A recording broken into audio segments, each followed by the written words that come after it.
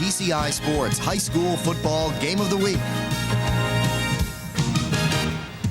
Tonight from Troy High School, it's the Troy Athens Redhawks taking on the Troy Colts. Hello again, everyone. Dave Zorin along with Joe Abramson here at Troy High School, where tonight it's the Battle of Troy again, and the Troy Athens Redhawks have their hands full against the Colts. Yeah, they've got their hands full. They're only 4-4, but it's a big chance to play spoiler. If they win this game, Troy would need a lot of help from a lot of teams to make the playoffs. If Troy wins, they're in, but they're coming off a real tough loss last week to Rochester Adams. Okay, and then on the other side, we've seen Athens before, and they were explosive against West Bloomfield. Yeah, they've got a lot of talent.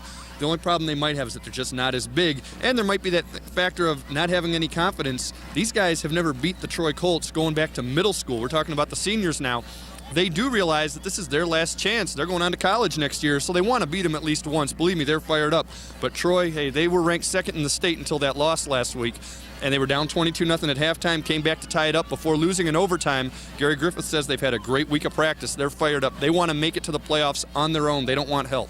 Okay, we saw Rob Ferns there. He is their big ground gainer, and he's the guy that the option revolves around. Yeah, Rob Ferns is the fullback, and Gary Griffith feels that if they can stop Rob Ferns, they can stop the entire option. On the other hand, if Rob Ferns can get 4 or 5 yards of carry, then John Walker gets that ball control offense that he wants, and they keep the ball out of the Troy offense's hands. Okay, Terry Moore broke his nose earlier. He's going to be back. We saw Terry Moore with a big game against West Bloomfield also. Yeah, he's a very potent tailback, and if the options work into the fullback, then you start faking to him and then kicking it out to the tailback, and even having Dustin Weber, the quarterback, run a little on his own, drop back and pass. Another guy we got to mention, Eric Gauthier, senior captain.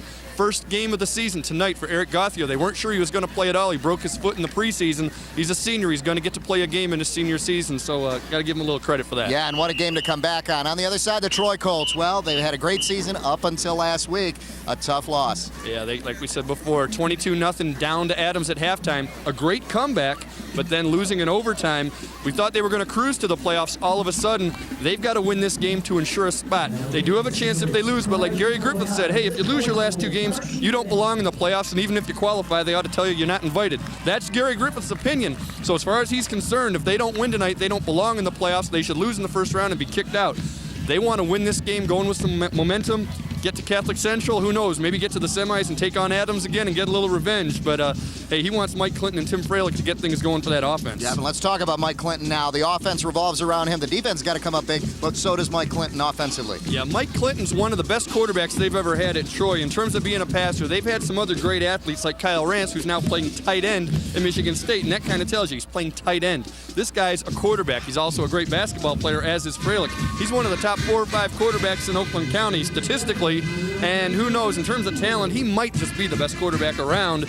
He's going to make that offense go, and he's going to try to get it to Tim Freilich, along with Beams, and maybe even hit the tight end underneath. Okay, it's the season finale coming up next. The Battle of Troy. We'll have the kickoff for you right after these messages. Stay with us. The TCI Sports Game of the Week is brought to you by Modernistic Carpet Cleaning, Comet Burgers in Royal Oak, Mike's Market Share Coupon Book, and by Bell Tire. I'm the king. The rock and roll? No, coupons. I'm Mike Gauthier. Some people call me the king of coupons because nobody brings you bigger savings than my Market Share Coupon Book. Having trouble saving money? Then do what the Tripp family does. Carry the book, Mike's Market Share Coupon Book. You'll save thousands on things you use every day, like eyeglasses, oil changes, and cleaning from companies you trust. But you can't save unless you carry the book. Remember, you'll save a king's ransom using my Market Share Coupon Book. Rumor has it, Comet Burgers is definitely the place to be seen in downtown Royal Oak. After the party, out for dinner, just looking for cold soft drinks, great burgers and fries, milkshakes or pizzas. Comet Burgers is the place to run into just about anybody. Excuse me. Thank you. Thank you very much. Even old what's-his-name. Comet Burgers, they're out of this world. When you call Modernistic, we'll show up with this. $35,000 worth of carpet and upholstery cleaning technology. Call the competition, they'll probably show up with this. Our truck-mounted equipment can professionally clean your carpets with 10 times the power of portable cleaners, removing dirt, harmful bacteria, pollens, and more. The competition can't! Of course, there is one thing the competition does that we can't. They make a lot more noise! Modernistic, count on us! So the tire store guy says, great deal on them tires. You want valve stems? No thanks. Your tires won't work without valve stems. They're extra. Then he told me all the other extras I needed.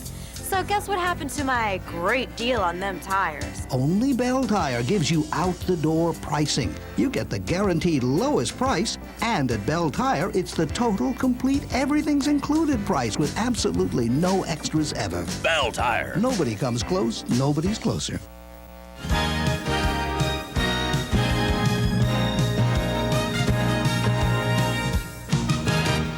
The TCI Sports Game of the Week. This week we're at Troy High School for the Battle of Troy. The Colts against the Red Hawks. Records, these two teams going into the last week of the season, 1-3 in the conference for Troy Athens, 4-4 overall. And you see Troy with that one loss. That's last week to Adams, excuse me. And that was a big shocker, a big upset. And John Walker's hoping to pull another big upset and maybe keep the Colts out of the playoffs. And there's a precedent to that. Gary Griffith was telling us in the mid-'80s, and he's not sure if it was 85 or 86, when Troy was ranked #1 in the state. And this is when there were fewer classes and fewer teams made the playoffs. Athens beat Troy in the final week of the season and knocked them out of the playoffs, a season in which the Colts thought they might be able to win a state title. There has been precedent. It could happen again tonight. Our officials for tonight's game, Tom Rao, the referee, Dale Smith, Tim Sofa, John Dashner, and Dan Rice to round it out. In no particular order. Except that's the ref with the white hat on. Yeah, that's the man in charge down there. And we are ready to get this one underway here at Troy. The Troy Colts have yet to take the field. I think they're announcing the seniors right now. And again, Joe mentioned the seniors. And this group of Troy Colts have beaten this group of Red Hawks all the way through middle school. That's right. So it's a big deal. And believe me, for the Colts, this is a big deal, too. This is possibly their last home game, even if they win. Excuse me.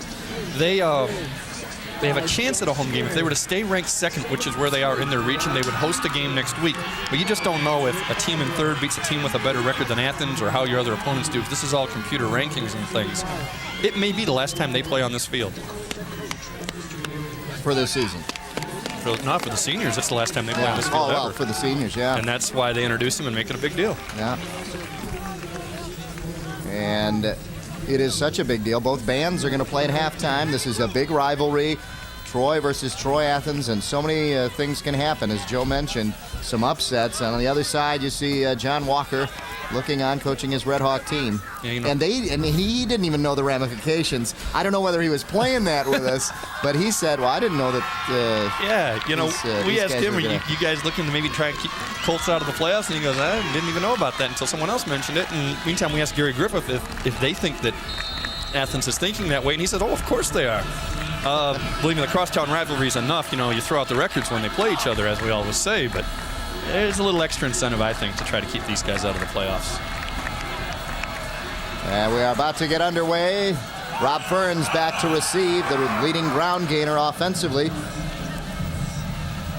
Also has Troy Athens Red Hawks. Also has a 38-yard punting average. Good all-around athlete. Only a junior. And the kick by Beams. And we are underway, a short kick. And look at this as he bounces off. A nice return by Breeze. Pete Breeze, the senior fullback. And one of the up men comes up with a nice return and good field position. And this is something that head coach John Walker wanted to talk about, and it's field position. Yeah, he prefers a low-scoring game. Every time we ask him, you want high or low? He says low. As you see Breeze taking that short kick and just getting upfield, getting as much as he can. John Walker wants it low-scoring, and he wants to win the field position battle all night, not turn the ball over, and when they do have to punt, get good punts off and get good coverage. Make Troy have to drive a long way if they are going to score. First down for the Athens Red Hawks, and taking it on the keeper. And a first down and more. The Colts caught off guard, and he's still not down. A great run by Dustin Weber into Troy territory, and he's finally down at about the 25-yard line. Well, we saw Dustin Weber earlier in the year against West Bloomfield, and this is more of the same thing we saw in the second half of that game. In the first half, they weren't really in sync as much, but take a look. Everybody's keying on Ferns. And remember, Troy said if we can stop Ferns, we can stop everything. Well, here's everything else. And this is Dustin Weber, not even have to worry about kicking it out to Terry Moore. Doing it on his own. You know, John Walker feels pretty good about their chances tonight if they play a perfect game. And they've got the offensive tools to work with. Here's Weber again on the keeper. This time, the Colts string it out, and he doesn't get much at all. Yeah, well, they saw it coming. Short side of the field, it makes it real easy for the corners to come up and keep him from pitching it out. At a certain point, they know if he pitches it, they're going to lose yardage, and they can just key on the quarterback. Good job there by Josh Dean leading the way. The Red Hawks have also, in the backfield with Ferns, Terry Moore, the senior, who can also run the ball very well. They're quick back. There's Josh Dean, number 1. In motion goes Michael Brennan, one of the big receivers that they like to go to. Here's Moore. He's got the speed. He cuts it outside, breaks one tackle, and he's in for the touchdown. A 24-yard run for Terry Moore, and that's the guy I was talking about. They have got some offense to work with on this Red Hawk team this year. Well, you know, we talk about Ferns over 600 yards and 6 touchdowns. That's Terry Moore. That's only his second rushing touchdown of the year, but the guy's getting over 5 yards a carry. He's almost at 500 yards. Take a look at the licking while you don't quite see it there. Dustin Weber got nailed on that. Perfect job of pitching it out, and then it is up to Terry Moore. Turn on the speed, make one move right here. Little stiff arm, easy run into the end zone, and tell you what, I don't know how many years total we've been doing this. I don't ever remember a Troy game where the crowd on the Troy side was so quiet. Not on the first drive, not like this. Ever. This is one of the rowdiest crowds you will have anywhere in Oakland County football. They're just stunned. 7-0, Troy Athens. Here's the run. The fake by Ferns as he leaps into the line. And again, that option play comes in big here. As some of the players went for it. There's only a few players out here going after him. Well, again, great job by Weber to wait till the last second, and a good stiff arm by Moore there, but he really just turned the speed on, got himself away from the tacklers. I'll tell you, anyone driving in here late and sees 7-0 just probably thinks that the scoreboard operator screwed up and put the thing on the wrong side of the board. There were only 2 players, really. The one that he evaded with the stiff arm, and Beams were the only 2 guys out. The Beams was blocked out of the play. 3 plays, 55 yards for Athens on the scoring play, 1:26 off the clock, and the 24-yard run by Moore. And that 1:26 off the clock, let's hope for Athens' sake, if they can remember that, and when it comes time down at the end of the game, if they can score in 1:26, that'll really help them out. Well, hey, right now all they got to do is play defense and hold them off. Terry Moore scoring, and interesting fact, I don't remember seeing Terry Moore, but he was on the other side of the field last year. Terry Moore had transferred over to Athens this past year. Last year was a Troy Colt. And he is Tim a senior. Freilich now leads the Colts out there. So his last game on the field, he probably played freshman and JV Yeah. as well. Freilich with a good return and good field position for the Colts this time, past the 35-yard line. Take a look at Freilich. Gets it across the 35-yard line to the 37, and that's where the Colts will start here. I formation. They go to the tailback, and he broke one tackle, trying to get more yardage. Is Sheldon Sofer.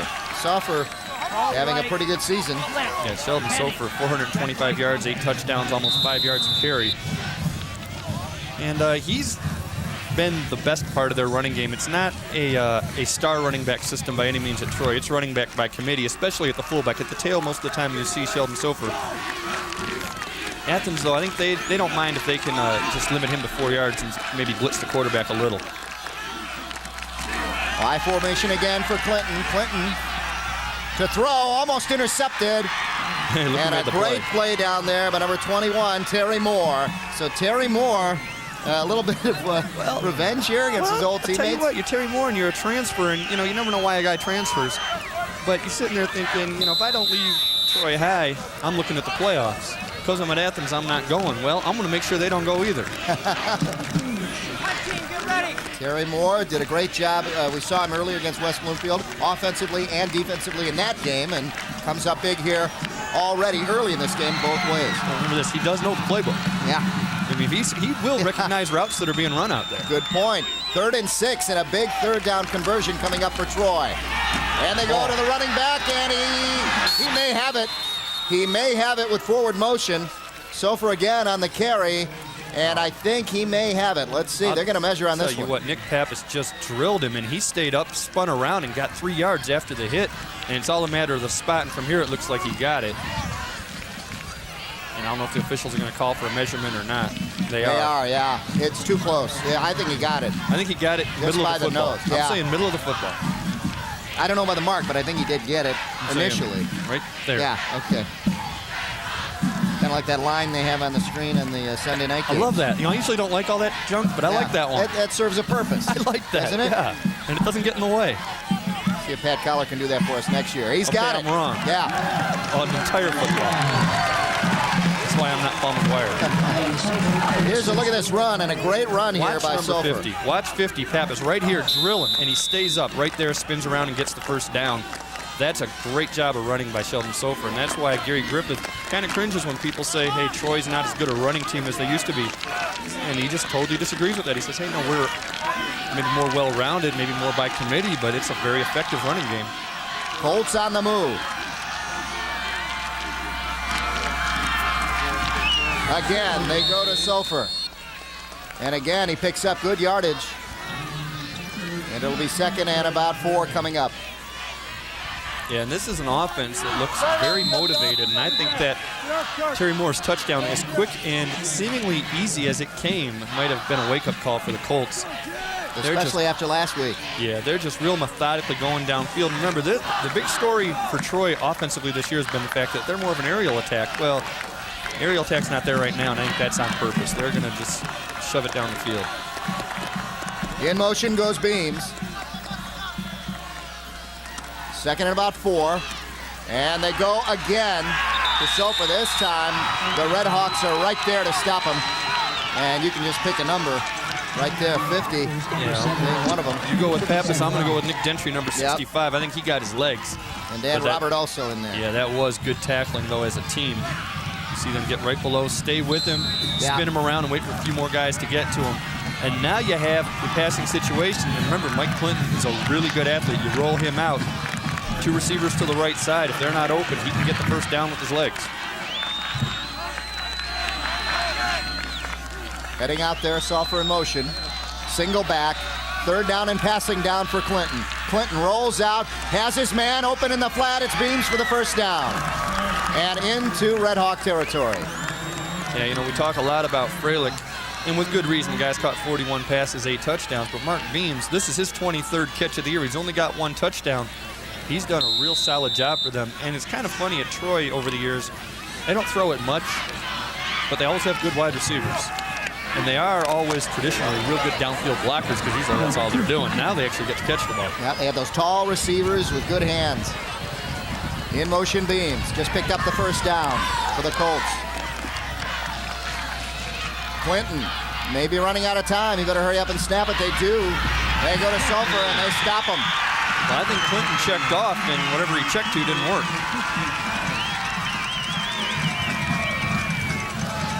Take a look. Yeah, he's going to follow. He's really not going to follow his fullback. He's going to go to the left side, and he gets stuffed right away. Had he followed his fullback, he may have picked up maybe 2 or 3 more yards, but not much. Either way, it's 2nd and long. Beams is going to come out. That means if they throw, keep an eye on number 10. 7:14 and counting here in the first quarter. Troy Red Hawks lead the Troy Colts 7-0. I formation in motion. Goes Broderick. Pitch. Back to Sofer. He tries to cut upfield. Now strung out.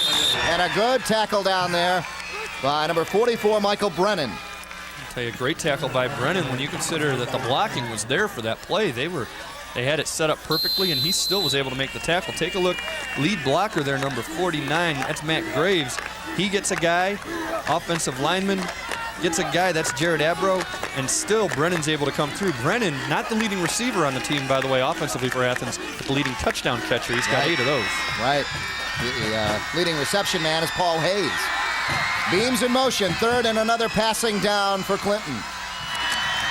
Clinton rolls out, has time, looks, scrambles around. He had time. He was in the pocket and then stepped out of the pocket and finally brought down by number 57, Dan Robert.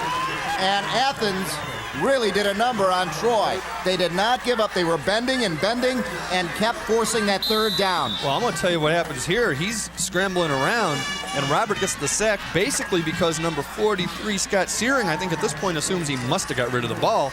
Stops blocking, and I really can't fault Searing for that. The reason he didn't get rid of the ball, secondary. All the defensive backs for Athens did a great job. Fralick couldn't get open, Beams couldn't get open. Clinton had no choice. He really did the smart thing in taking the sack. Nice punt for Troy, but the coverage just couldn't get down there to down it inside the 5. So it goes into the end zone and will come out to the 20-yard line. So Athens, again, not in bad field position. Starting at the 20, they have some room, but the Colts almost nailed them deep that time.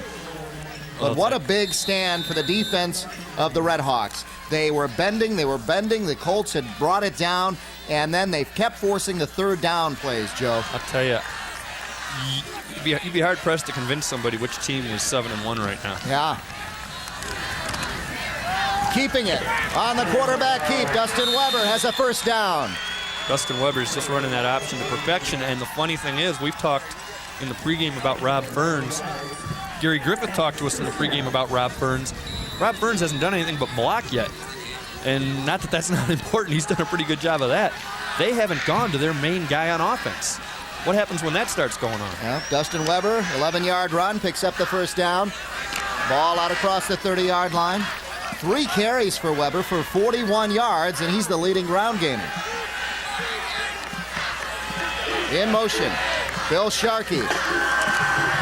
And now they go to Moore, the tailback, and they string him out right at the line of scrimmage. And no gain on that one. It'll be second down coming up and long. Yeah, Troy defense has got to get fired up.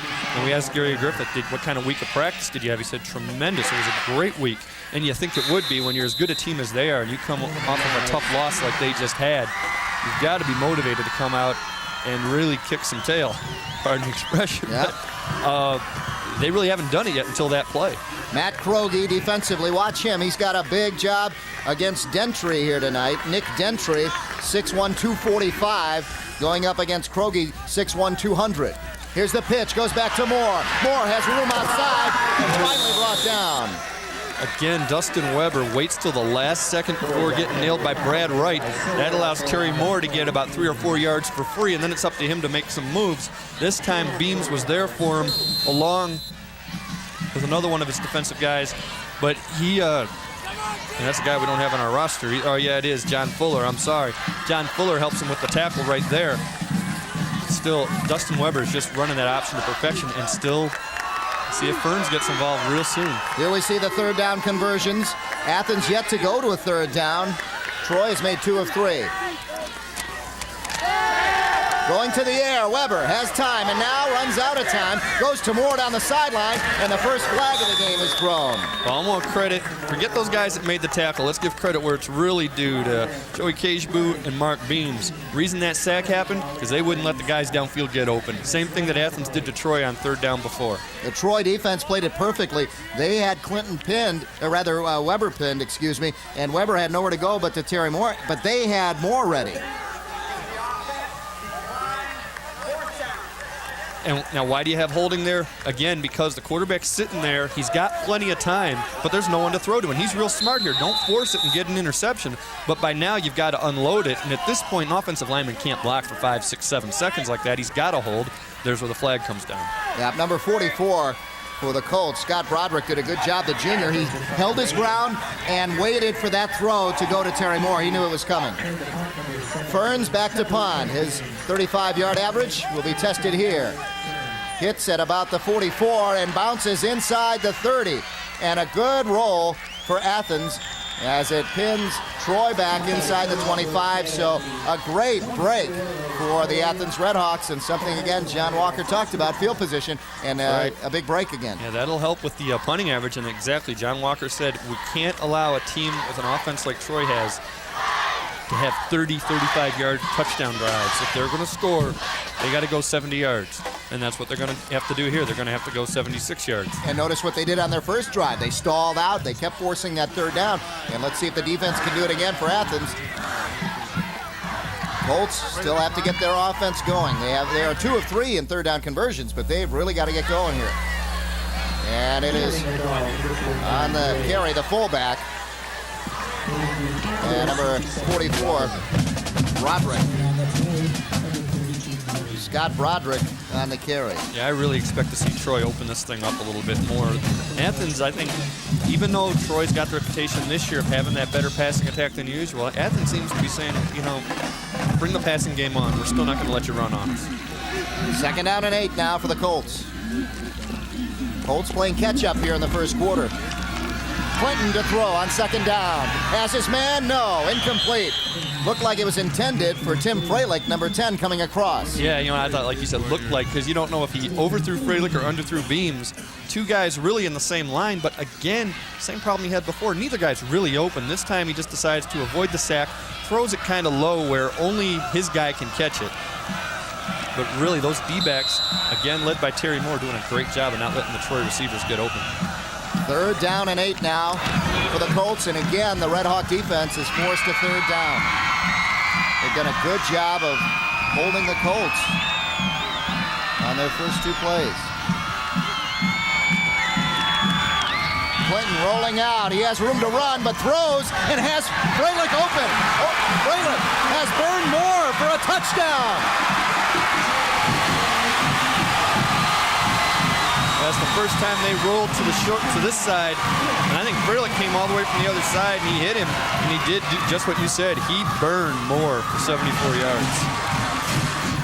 Let's take a look again. And right here, I'm seeing what you're seeing, that I think Clinton's got enough room that he might be able to run for this first down, but now he sees he's got the open man. Great throw.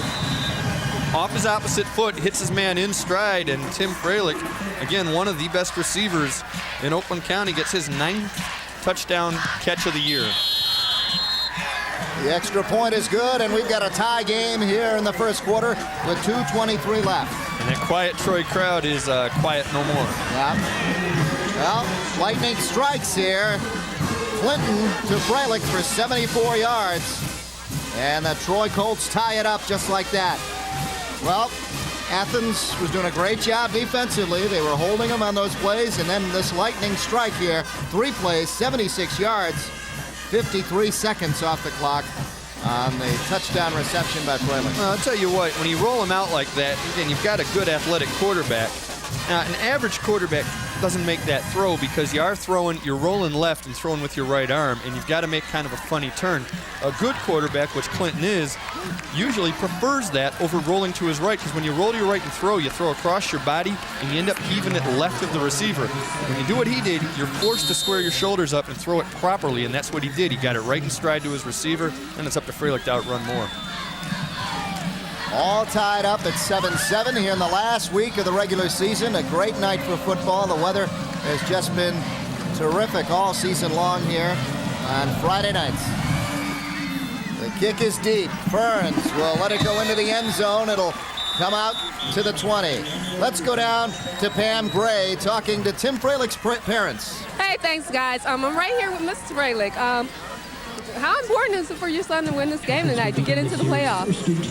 Well, real important. There's a chance they can make it if they don't, but if they do, they're in for real, and they've been looking forward to this for a really long time.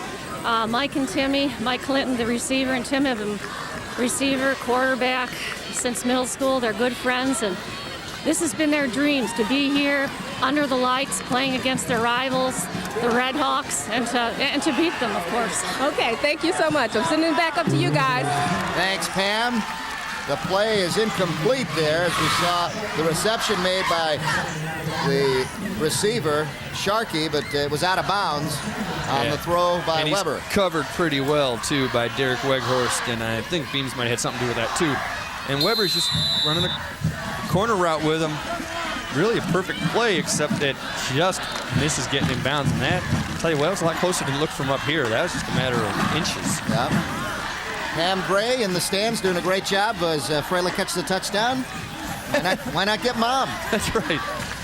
Great job, Pam. They go inside on a little counter, and not much there as the Colts stack it up. And now a problem is Athens getting away from their game plan, and it's starting to hurt them. But yeah, and that's something that here's Sharkey on the counter coming around. Yeah, where's that option we saw the first drive that they couldn't stop, and where's Dustin Weber running with the ball, which even at the beginning of the second drive they couldn't stop. Yeah, you got to keep going with what works until Troy stops it, and I do think that they are going to have to air it out. And I like the first play when they went deep. I think they've got to throw.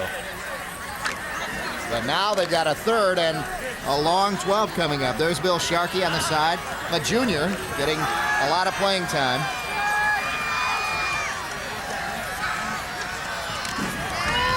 They go to the draw, and not much there, as we see Ferns carry that time. That's real. He gets across the original line of scrimmage. Real conservative, trying to buy himself just a little bit of punting space. Yeah. Hope he gets another good punt off. Again, win that field position battle. I do think that John Walker's willing to, you don't want to give up a 74-yard play, but that's not the same as giving up a 74-yard drive. That's one error, and it gets you. You still got to stick with what your defense has been doing, at least stopping the run. Tim Freilich, one of the receivers deep for Troy, you saw, as Ferns will punt it away. End over end, and another good one, but it goes out of bounds a little bit sooner than he'd like. And now the Colts will get it right around midfield, and this is what John Walker feared, and this is where the Colts are good. That's right, and remember, you've got a kicker like Beams who's got a little bit of range. He only need to get about 25 yards, and he's got an outside shot at kicking a field goal in you.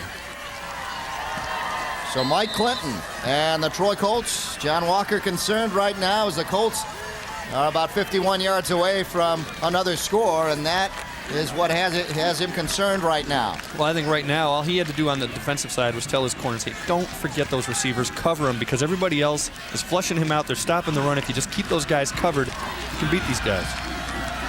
First and 10 Colts. Clinton on the draw. Soffer the other way. He's got a lot of room.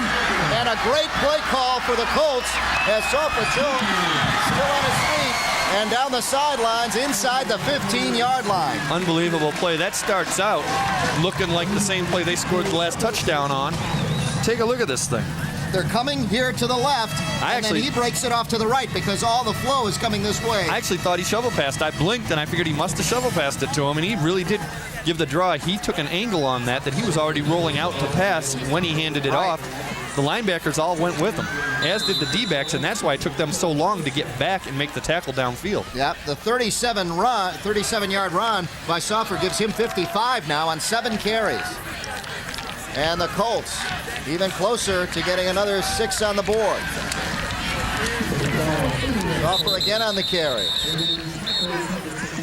And again, they're in field goal range already. That's that big play that John Walker doesn't want to give up, because now you do get to mount that drive, and it's only going to be a 50-yard drive if they score. And if you can stop them, they still got a great shot at making the lead 10-7, although I don't think they're going to bother running a play for the rest of this quarter. Well, what a great play that was, and Clinton really made that happen. He drew everybody back this way, and Soffer ran against the grain, and everybody was just running right by him. And he had that sideline wide open. And that will end the first quarter of play here at Troy High School. And it's 7-7 with Troy about to get another 6. And we'll be back right after these messages. We'll see what happens right after this. Stay with us.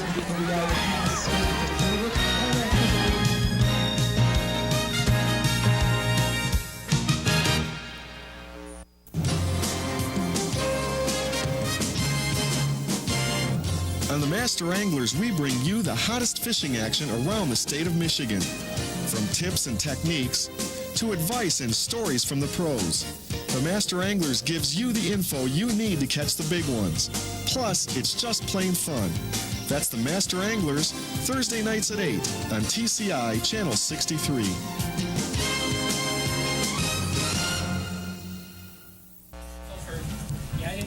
The TCI game of the week, the Troy Athens Redhawks 7, the Troy Colts 7. And the Troy Colts knocking on the door right now with 2nd and 9. And a long way to go here for another 6, but we will see what happens. Troy, 142 total yards. Athens, 66. So you can see how already the Troy offense is coming up with yardage, but they have started deeper on their end of the field. Half those yards are in one play. Really? That's right. There's Clinton to throw. Has his man short and busting into the end zone. And diving in there is Matt Graves for 6. And the Troy Colts lead it on a great pass play and a great run by Graves after the catch. Take a look. I mean, he just plowed guys. He knocked 3 guys over. Watch this. Does a little blocking. Now he flares out, catches the ball. Boom, knocks 1 guy down. Here he knocks another one down. A 3rd guy as he goes into the end zone. Remember Tom Rathman? Yeah, that's what he looked like there. The extra point is good. So Troy has come back with 2 scores on the 14-yard reception by Graves to take the lead, 14-7 now. I guess you were right. They were about to score another touchdown. You had it called again. Take a look. The 14-yard. Look at this, perfect. And there's no moves here. This is just, all right, blow that guy off. All right, here's another one. Knock him down. Oh. Boom, boom. God, that hurt up here. Yeah. Well, the Colts, after last week's tough loss, come up with another drive. 3 plays, 51 yards, only 57 seconds off the clock. 14 yards on the reception to Graves, and a big play that Sheldon Sofer. Yeah, the draw to Sofer. And yeah, Mike Clinton really taking control of this team. He's got 2 touchdown passes already. And I'll tell you, if Athens shocked them early, the Colts are plenty of weight now. And I think Athens, you know, you don't want to say that anything's real critical 8 seconds into the second quarter, but if they don't score on this drive, they at least have to hold on to the ball a little bit, do something positive with it. They've got to get back to their game plan offensively.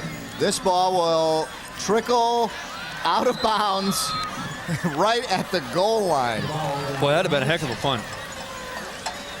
As it is, that's a great field position for Athens. You really can't lose there. A big gamble by Ferns. If this stays in bounds. If it stays in bounds, he's got a problem. I think what he's hoping here is that it's going to roll and maybe go into the end zone. If it goes into the end zone, then at worst you get a touchback and you get it at the 20. Here, you get it at 35. Works even better. So, John Walker looking at it down the field. He's thinking we either get great field position here or we're nailed deep. Well, and remember, we saw this a few weeks ago. You at least have to pick it up. Yeah. I think that was the Athens-West Bloomfield game where the guy didn't pick it up and you get it on the 1. And field position played a big part in that game early. Weber wanted to pitch, but then held on to it. And it's a good thing he just kept it because they were really too close to make any kind of pitch, and he struggles to get back to the line of scrimmage. Well, take a look. Let's see how close they are. I don't think he could have really pitched this real well. A couple of times he's pitched it to Terry Moore when he's been getting hit. Yeah. And I think this time he just decided to fake it and see what would happen. Yeah. And Moore didn't have much of an angle. This was the short side a little bit. But just, I think Troy, more than Weber doing anything wrong, I think Troy's made some adjustments. 2nd down and 10 coming up now for the Redhawks.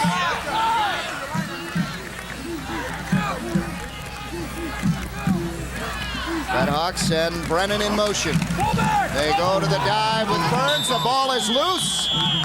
And they signal Troy, and so does the referee. First down, Troy Colts. And mistakes are going to hurt the Redhawks right here. Mitch Harris with the recovery, and early on, the things that John Walker said they had to do, they were doing. They were getting plays, they were doing everything effectively. Well, now, the things they can't do, they're doing, like fumbling the ball. And the things Troy wanted to do, like stopping Rob Burns, they're doing it. Troy's dictating the pace of this game all of a sudden. Harris, who came up with the turnover in there offensively, and all Ferns did was just hit his own lineman, and as his lineman was pushed back right into him, and that caught him off guard. Clinton to throw, drops deep, and he is buried. No, he gets away from it. Now he crosses the line of scrimmage and has to run. He gets away from another and picks up about 9 yards on that play when it could have been a 10-yard loss. He ran for 20 and picked up 9. Take a look. There's a whole lot of things about this play that are impressive. Now, first of all, Athens' blitz is pretty good. Watch him duck right underneath this. Now, you got to wrap the guy up. Yeah. He does a great job of getting away, takes off and runs. The funny thing about it is he does look downfield for a second to see if Freilic's open, and he wasn't. The thing that impressed me most was that the entire offensive line still had waited, and nobody was illegally downfield. He could have thrown the ball. In high school, that doesn't happen. There's always somebody downfield. That's why they're so well coached. Very good point. 2nd and 1 now on the 9-yard run by Clinton. Sofer to pick up the first down and more. Inside the 20 at about the 17-yard line, we'll call it. Now, we got to slowly mention all these big fellas on the line because they're doing a heck of a job. Jeremy Wayne, Brian D'Angelo. Joe, he's wearing your wig there for Halloween. I lost it. I want that back. That's that guy right there. That's Joe's Halloween costume tomorrow night. I have to go with the Cartman thing now. I should say, this weekend. Yeah, we got to mention Brian Otney, too, the guy we talked about the first game of the year. He's going to Michigan State next year. Big-time recruit. We'll get all these other guys in. They're just having a great game. Take a look at this stat. Two touchdown plays and 6 total. The pass incomplete as he was hit just as he threw. Clinton was intended down there for Beams. Good coverage by John Hayward. That would have taken a perfect throw. But I'll tell you, one of the things I think that's having an effect, early on, Athens shocked them a little bit with some quickness, but Troy's so much bigger and stronger that they're wearing them down already, and we're only in the 2nd quarter. And that's what Troy does to teams. The only team that matches up with Troy size-wise, usually in the state of Michigan, is Catholic Central, and I will still stand by what I said after week 1. When they play each other in the playoffs, and I think they will, that's the state title game. Winner of that wins the state title. They just got to play a couple more games. Sofer goes in motion. We will see what happens. See what Troy does here tonight. Clinton loses the ball. And I think the Redhawks may get it back. Let's see. No, it was down already. But good pressure in there by fellow number 56, Chris Braniff. He seems saying, yeah, well, they got to get to the playoffs first, big guy. And if we can sack Clinton a few more times and get a touchdown, we tie this thing up. And he did a good job of knocking it away. And Clinton, now he got on top of it. Good job there. Very fortunate to get that back. Take a look at 3rd down conversions. 3 of 4, Troy is, so they're doing very well. Athens 0 for 2. Watch it draw. Remember, they've got a good field goal kicker. 3rd and about 18. Clinton to throw, has plenty of time, and now it just caved in on him. He had time, but just took a little too long, just a second too long, as it all just caved in on him. Well, now you're out of field goal range, too. There's your number again, 56. That's right. Chris Braniff once again gets in there and gets the sack, and now you've got to punt it instead of going to look at the time he has, and then good coverage downfield. 1 second too long. Good coverage downfield. Now Brad Luce gets to punt the ball. Here's the punt by Luce. Gets in. I was just going to say inside the 5 and then bounced just back. So good job by the Colts in nailing them deep in their own end zone. I like what Athens did, even though they ended up nailing it deep. They didn't put anybody deep to receive. Yeah. Because really, you're not going to return that. You're not going to let a guy catch it. So have all 11 up there in case they fake it.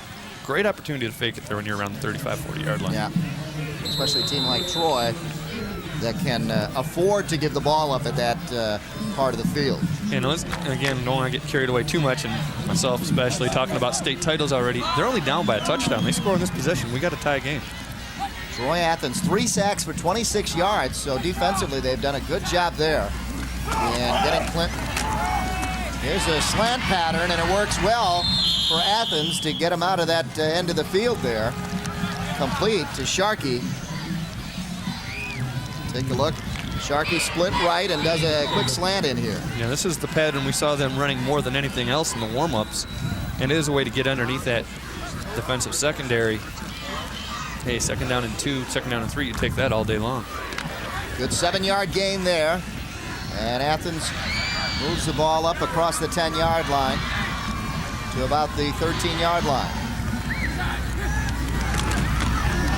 Weber on the keeper. Weber hit hard before he got the first down, and he is short of the first down by about a yard or so. That option's not working. No. It was working good the first drive. He took about one step up and was hit immediately. Troy made a couple of adjustments, and that thing is, they're going to have to find another weapon. Great hit. Matt Graves does it on offense, does it on defense. We saw how he hits you when he's running with the ball. Imagine how it feels when he's tackling you. And he got less than I thought. It'll be third down, about 2 now.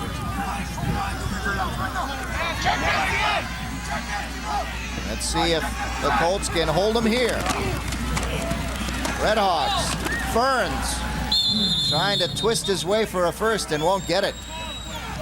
And it's a fumble, and the Colts come up with it. This is one of those short drives that John Walker really didn't want to give them an opportunity for. Another fumble for Ferns. Take a look. I didn't see that, but here Ferns, he's got it now. He runs right up into the middle, and I think he gets stripped. Yep. Somebody in there punched the ball out. You can see. Then it's just a mad scramble. Derek Weghorst had something to do with it. Another turnover and another great opportunity now for the Colts with 6:35 left in the first half. Turnovers here, 2 by Athens. And they have been costly. Let's see if the Colts can capitalize here. They give it to the big guy. And he gets shy of the 5-yard line out at the 6. And the first carry there for Krogi. Matt Krogi on his first carry. The nose guard defensively comes up with a carry here. And he's part of that fullback by committee. This time it's going to be Graves. That time it was Krogi. Sofer's back in there on offense at tailback this time. 2nd and 1's a great opportunity to throw maybe a fade pattern or hit one of your tight ends underneath. Can't throw a fade when you don't have any guys split out. This is the old Troy we're looking at here. 2nd down, about 1. They go to Sofer, and look at this. What a stop there by Gauthier, the senior playing his first game, coming back in a big stop. Got to feel good for him, and you kind of see a little exuberance from that guy. And well, you can understand that. This is a kid who broke his foot in the preseason, had a pin put into it.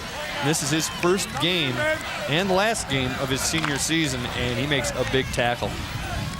Good big job. Play by Eric Gauthier. Remember, this is a guy that was voted captain by his teammates, so we're not talking about just any old player on the team. Of course, it's a 3rd down, but they pick up the first here as Sofer just powers his way off the right side for the first down. Just wear you out. Pound India and pound India. Again, that's why they remind me so much of Catholic Central year in and year out, and why I still think they've got a good chance to beat them. Catholic Central never can throw the ball. These guys can, and if you can score 20 points, you're going to win the game. Boy, they're one of the few teams that matches up size-wise, and you see what size does to a smaller team real quickly. These Athens guys are tired. Got a power eye right now, and they get the tailback this time, and again, it's number 40, Matt Krogi, spreading the wealth around as he comes in with a 3-yard run. Yeah, this is a team, I think they got a wake-up call real early in the first drive, and take a look here. Athens wasn't even ready. A little late getting out of the huddle, getting a few guys over, and that's too easy. Way too easy. The extra point attempt is good. And the turnover by Athens, again, costly. With 5:02 left here in the first half, the Troy Colts now up by 2 touchdowns, 21-7. And this is a question I posed to head coach John Walker. And I asked him, can you come back if you're down by 2 touchdowns? And take a look here. Well, like we were saying, they're not ready at all. That's what I was saying on the last replay. They weren't set up at all. By the time they move, it's just he's done. He walked right in. Yeah. And then they were standing. They weren't even down in their position. Yeah, late getting out of the huddle. And yeah, I remember you talking to John Walker about that, and he said it depends on what time of the game it is. Yeah. Well, there's still plenty of time, but you better get back to what you did the first drive and not what you've done in the last couple. 4 plays on this drive, only 15 yards to go. And they did it at 1:33. The 2-yard run by Krogi capped it off, and it's 21-7. 15-yard touchdown drives are not a good thing for a defense. Even the uneducated like us can figure that out. That's right.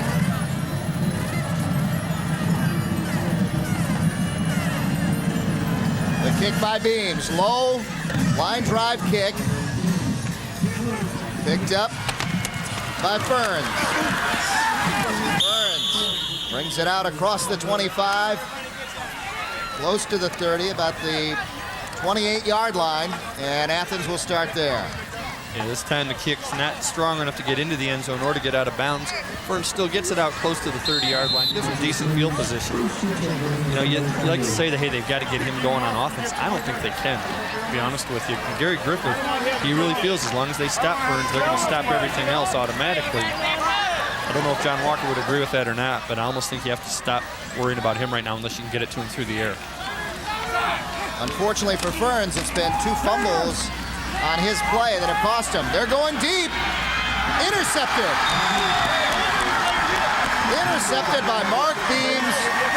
And it's all going Troy's way, but we've got a penalty on Troy. Oh. It's a holding penalty on Troy, so that will negate the interception. And I wonder, is it on the guy that made the interception? You know, Paul Hayes looked a little upset, and I don't know if he was mad that the throw was a little short because he did have the guy beat, or was he held up? And who knows, it might not even happen near there. But bring it back. Let's see if we can big break. See the call here.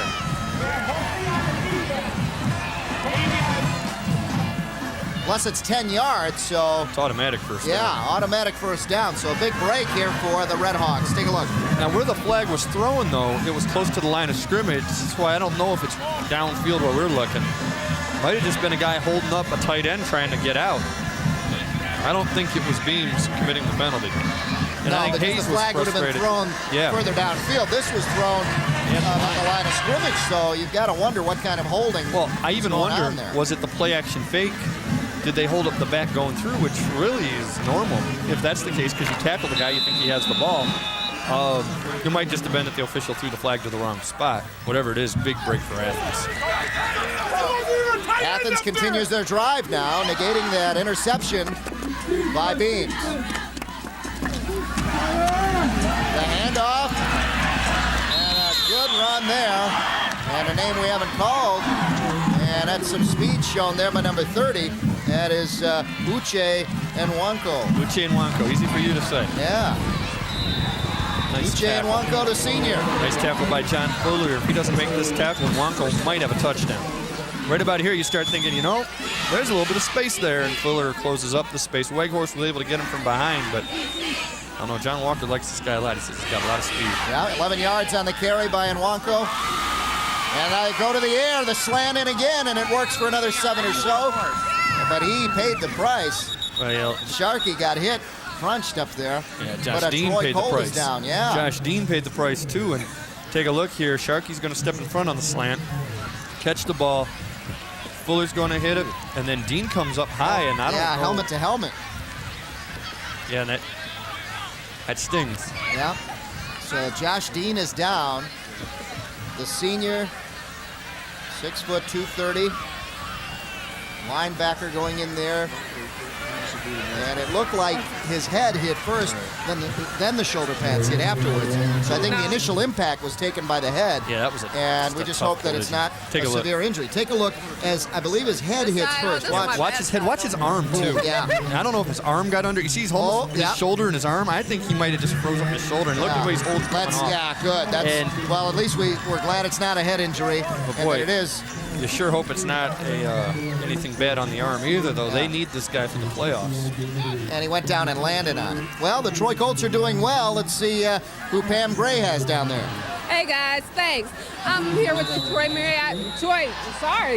mascot. What are your duties during the games? Well, the children really like to shake my hand, and tonight I passed out candy. And I'm just here to entertain everyone and enhance the game. Now, how competitive is it to be a mascot at Troy? Well, there's at least 6 of us. Okay. Yeah. We trade on and off throughout the game. We usually have about 2 people doing each game. Okay. And we also have some other people that are the mascot during our pep rally. We had a guy that's really good at dancing do it today. Now, can we get you to take that mask off? Okay, but just for a minute, the kids still think I'm a horse. Okay. Oh, okay. So Good to see you, Greg.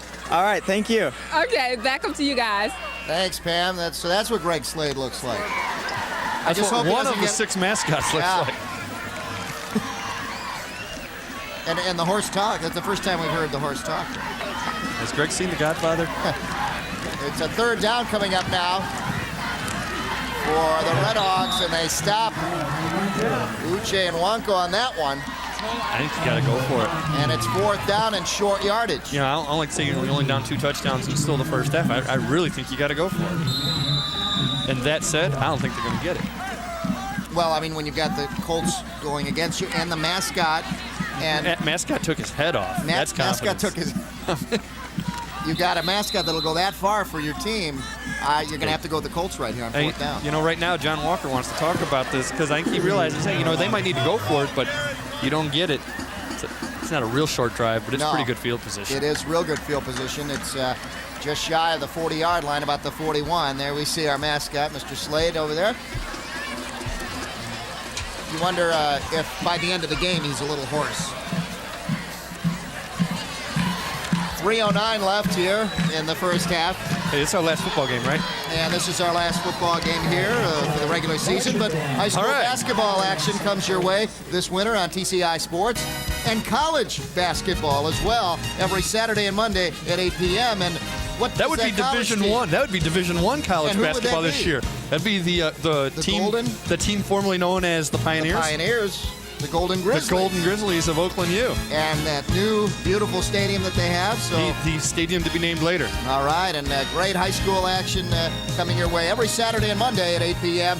And we've got more mascots down. That's our mascot down there. He can keep the mask on. Yeah, please, believe me, we've seen him with his mask off, and you wouldn't want to see that. Is that Fred Flintstone? I don't know. I don't want to. And a flag thrown here on 4th down. And they're trying to draw the Colts off sides. Let's see what happens. They got it. It worked. The Red Hawks wanted to draw them off sides, and they got it, and they got the first down. Smart play for the Red Hawks. Yeah. Nothing to lose on that one. You try it. You know, it just always keep calling. amazes me in high school football, and from when I was in the 8th grade till now, they teach you not to do it, and everybody falls for it. I mean, and they always will, and they're always going to teach you not to fall for it.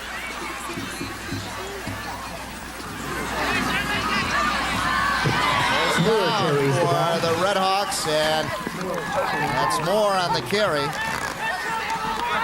Not much there. Brian Otney on the tackle. You know, we asked Gary Griffith before the game, you use Otney more on defense now than you were at the beginning of the year. He said, oh yeah, big time. He said Brian Otney's really come on strong the last 4 games or so. And Otney, again, picked preseason the best football player in Oakland County, the first time ever that an offensive lineman was given that honor. And he's lived up to it, especially the second half of the season. Yeah, he's come on strong. 2nd down and 12 now for the Red Hawks. Throwing deep and covered there by Beams. And Beams, you can see Beams putting a little pressure Big on break. Sharkey. He had his hands on him. Big break for Troy. That's Yeah. might not be interference, but it's at least illegal contact. Yeah. He impeded his progress, and I don't know if we'll see this as because always, we get a tight shot of the ball, but I'll tell you. remember in high school football, it does not have to be catchable Right. to be called interference. Maybe we'll see it. Just And watch. he interfered.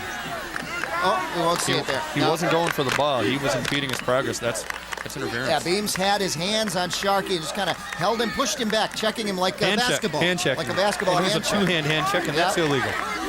3rd down and 12 now for the Red Hawks. Weber to throw. He's got his man. Touchdown, Red Hawks. Well, I'll tell you what, that's the guy that burned Beams on that interception that got called back, Paul Hayes. And you know that he told his coach, he told his quarterback, everybody else, hey, I beat him once, come back to me, I can beat him again, and he did. 37 yards on the pass play, and Paul Hayes comes up big here for the Red Hawks. Paul Hayes came into this game, 28 catches, 351 yards, only 1 touchdown. Here's his 2nd touchdown of the year. Big one late in the first half of this game, gets him to within a touchdown. I'm not used to a Troy Athens game being a shootout. No, not like this. The extra point is up, and it is good. And it's 21-14, back to a one-touchdown game. Yeah, I think the kicker there breathed a little sigh of relief. He kind of chunked it a little bit, but it worked. Majerus, I believe, kicked it. And, yeah, they're, you know, and it's what John Walker said. Hey, if we're down 2 in the first half, we're not going to panic. Right. We're not going to change anything. And he didn't. The only thing he did do was go deep, and I really think they've got to do that, if for no other reason than to get those D-backs out of there, back them up. Athens, 9 plays, 72 yards, 2:45 off the clock, 37-yard reception by Hayes, and that is a very good drive for them. Sustained and good plays, good play calling, a good key play on the fourth down. They did it all. And a break. An interception got called back. Right. But more than made up for, I think, by an interference call that wasn't made. So I think that evens out. And then big fourth down encroachment call and a great play on the touchdown pass. Gary Griffith looking on, and, you know, when it's one touchdown, Gary is not very comfortable. Hey, Joe, what's that from? That's from the best concession stand in all of Oakland County. Yeah, why we should do every Troy home game every year. Because of the brats. The brats. Oh, man, well, this thing's good. The return here by Graves, Matt Graves. On the return, the senior.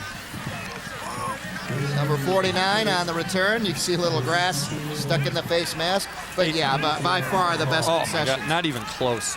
The brats. The brats. The brats, you know, they're like from, yeah. Hey, you know, now this basketball schedule we're doing, there's no lockout, right? Those games are happening. No, if you want to see basketball, this is the place to be. Okay, no lockout for us, guys. That's right. Hope you guys are in the backfield. Because there's no guaranteed TV money involved. That's right.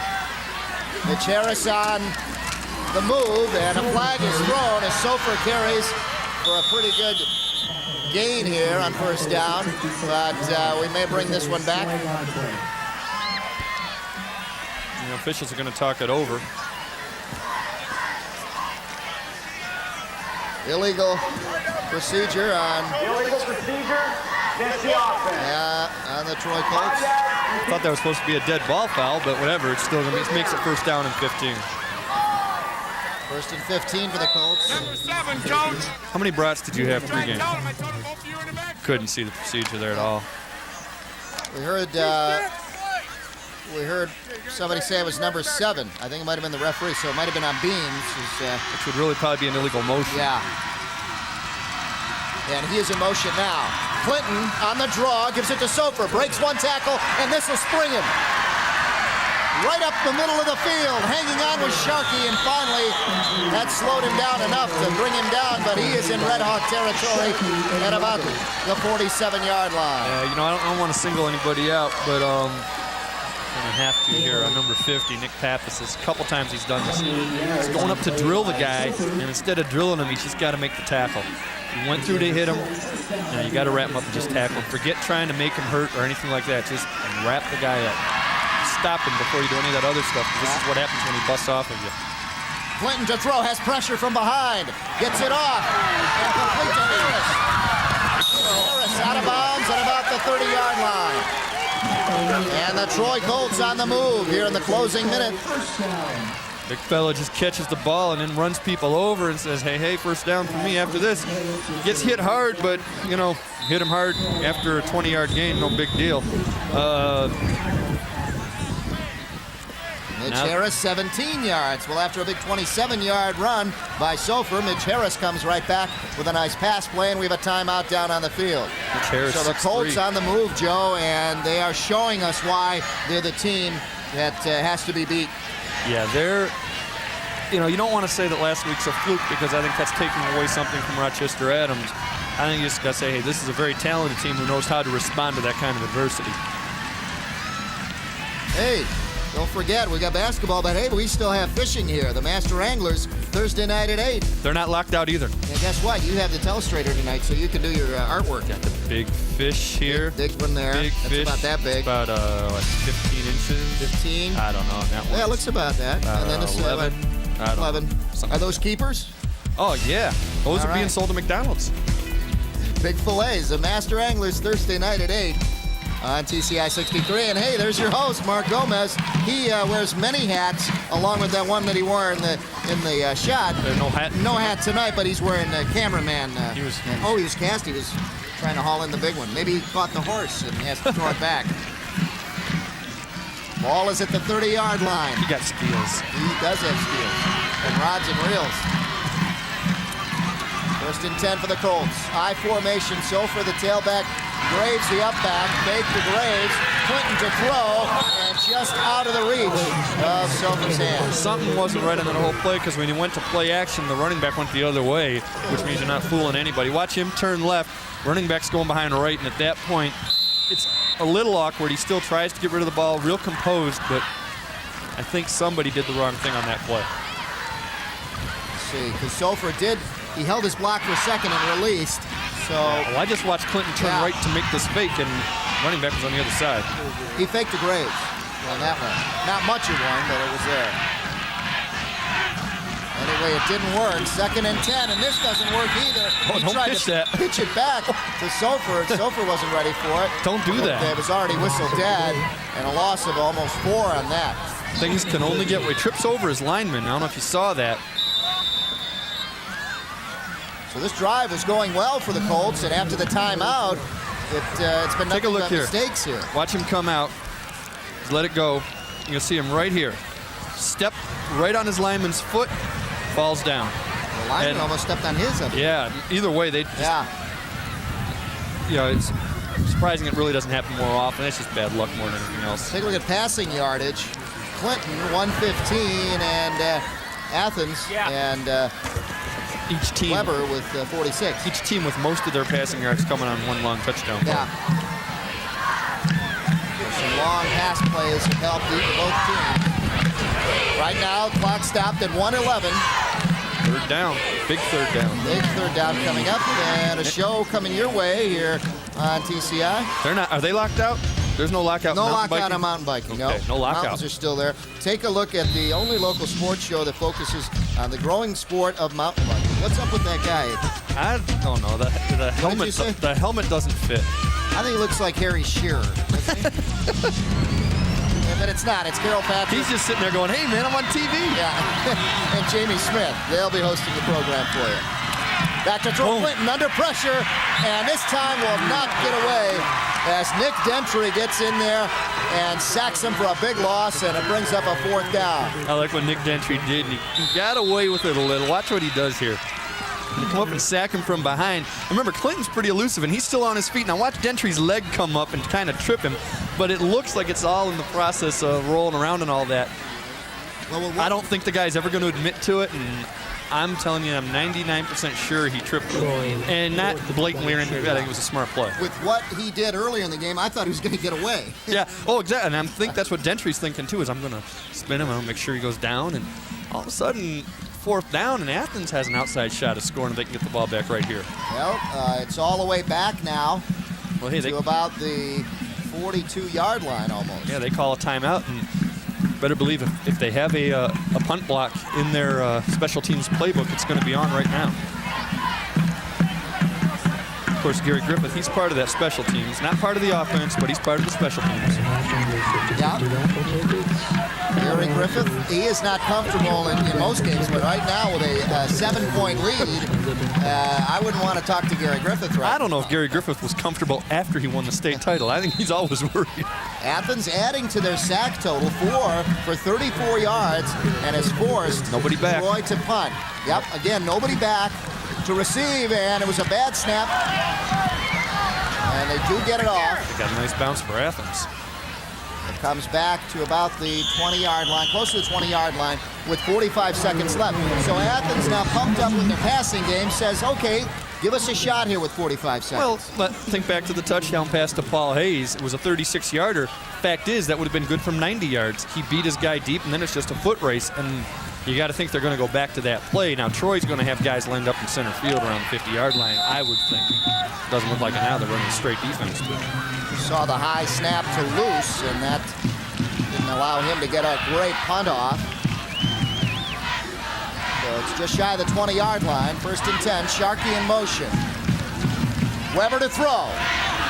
He's going deep into double coverage and knocked down by Beams. Great coverage by Beams along with Weghorst. Looking for Brennan, and really had him. Good throw. Really, everything about that play was done well. The defense was there to make the play. Both sides. And even Weber getting it in between the two defenders. That's what I'm saying. Great throw. Risky pass, but he got it right in there. Receiver positioned himself properly. The defenders were there too, and they just did what they're supposed to do. Weghorst might have screened his face just a little bit. Second down. Go deep again. Yeah, second down and goal, really, the way they're looking at it with 37 seconds left. Sharkey in motion. Weber drops straight back. Pressure now. Runs to his right. Throws downfield. And to nobody. Sharkey had stopped his pattern, and a flag is thrown. Going to get a grounding call, and I think that's going to force Athens. It is a grounding call. Now that's going to force them to have to run the ball on this next play for the simple reason that you don't want to let Troy get the ball back with too much time on the clock on third down. You want to make that clock run. Yeah, the throw by Weber was down the sideline. There was nobody there. Where it's a loss of down Loss of penalty down as well. and loss of yardage. So third down and forever. Take a look. Here's Sharkey, and he comes all the way back across, but he stops there. his pattern on the crossing pattern. Well, I mean, he threw this to the bench. Yeah. I mean, that's all that's about. He threw this thing. You know, number 23 there, he was the closest one to the ball, Josh Fisher. 31 seconds left. If he throws this ball, you got a story.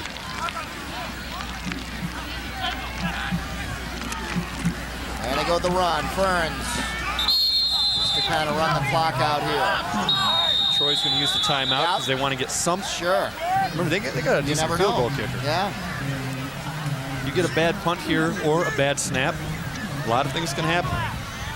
Here's Ferns on the run, and he's just stacked up here at the line of scrimmage. He's just not going anywhere. Brian Otney underneath there. You're not going to run Brian Otney over. And then you got Josh Dean and Mitch Harris on top of him. And now the Colts use their timeout as we saw a series by the Red Hawks. Hey, don't forget, Oakland Press Perspective gets you up to date on stories in and around Oakland County with your host, Oakland Press editor, Neil Monroe. On Friday night at 8:30 right here on TCI 63. Rob Ferns. Kerry Griffith said he wanted to stop him first half. Rob Ferns, 4 carries, 5 yards. That's stopping him. That's stopping him. And, you know, not just the 5 yards, but forcing Athens to have an offense where he only gets it 4 times. Yeah. You've pretty much scared him off. And nothing against Rob Ferns, but 2 fumbles, too. Yeah. That really hurt the Red Hawks as the Colts capitalized on both of them. One guy deep at about the 48-yard line for the Colts. Ferns to punt, and they're coming right at him. Ferns could have gone down on that as he was hit. That's what I was thinking. Fall down, big guy. Ferns could have gone down. It could have been interesting. 16 seconds left. He falls down there, he gets the call. Yeah. Guarantee he gets the call there. 2 guys were right there all over him. They almost blocked it. Well, great field position now with 16 seconds. Troy's got a couple of plays. Let's take a look at, did they hit him? Let's see. He might have had a piece of the ball. There. You know that? Okay. That's maybe Graves there, and if you get a piece of the ball, you can do whatever you want. Just nail him. Yeah. Great field position, ball at the 35-yard line. Both receivers split to the short side. The tackle, not sure where to go. Clinton to throw. He's got time. Throws down the middle of the field into triple coverage, and they were all on beams. And he was headed right into the safety, so you got all the coverage right down there and a tough play. That's right. Remember, now there's 10 seconds left. Enough time to get a first down in the middle of the field, get up and spike it, kick a field goal. And Beams is a pretty good field goal kicker. There it is, and almost intercepted by Sharkey. Now that junior, Sharkey, has done a great job. He's been all around the ball tonight. This time you got Freilich split near side. Clinton slips. That's the second time that's happened. Did he slip or did he trip over somebody? And a timeout called by Troy, and let's see if they're going to throw it. Yeah, this is way out of field goal range. So. Hail Mary time. Yeah, he's got the arm. Yep, he's got the arm play into the end zone. Now you got to think one of the guys you throw downfield with this is Mitch Harris, 6'3", 195. I'd also think that Brad Wright, 6'5", put those tall guys down there and see what happens. Yeah. Harris is a bigger guy, though. I don't know if he can get down that field as well as some of your other receivers like a Freilich. Well, they're going too. Yeah. You know, I mean, I'm not forgetting them, but yeah, you want the tall guy there as well. Yeah. But a big tight end, I think, lumbering down there might not get you there. Might fall short of the end zone with the time that Freilich has to, or that Clinton has to throw. So I think Freilich would be the receiver to watch here. Again, Freilich's got some size. He's a basketball player. Right, well, he's 6'2". Harris isn't even on the field, so we can forget that idea. But yeah, Freilich, they're not set up in any kind of Hail Mary formation, though. There he is, number 10. Watch him here, close side of the screen. That's where they're looking. He's got it. If he can get it to there him. It is, up for grabs. Look at this. He's got it. Touchdown. Unbelievable. Unbelievable. I'm not saying any more to that. You can see halfway through that route that he had the guy beat. 38 yards on the touchdown. And this is a straight play. This isn't any kind of Hail Mary stuff, which I kind of wonder why people don't do this more often. I think you're more likely to score on this because this is a legitimate play. It's 1-on-1, not 3-on-4 or whatever. Got between the defenders, juggled it for a second, came down in the end zone as the half ends, and now they go for the 2-point conversion, and it gets knocked down. But still, 27-14. I don't know why they went for 2 there. I think there must have been a fumble on the snap as we were watching the replay. The kicker was on the field with the tee. But wow, what a way to end the first half. An exciting play to end the first half, and an exciting first half here at Troy High, where the Troy Colts lead at 27-14. And we'll be back with halftime stats for you right after these messages. Stay with us. It's a good one here at Troy.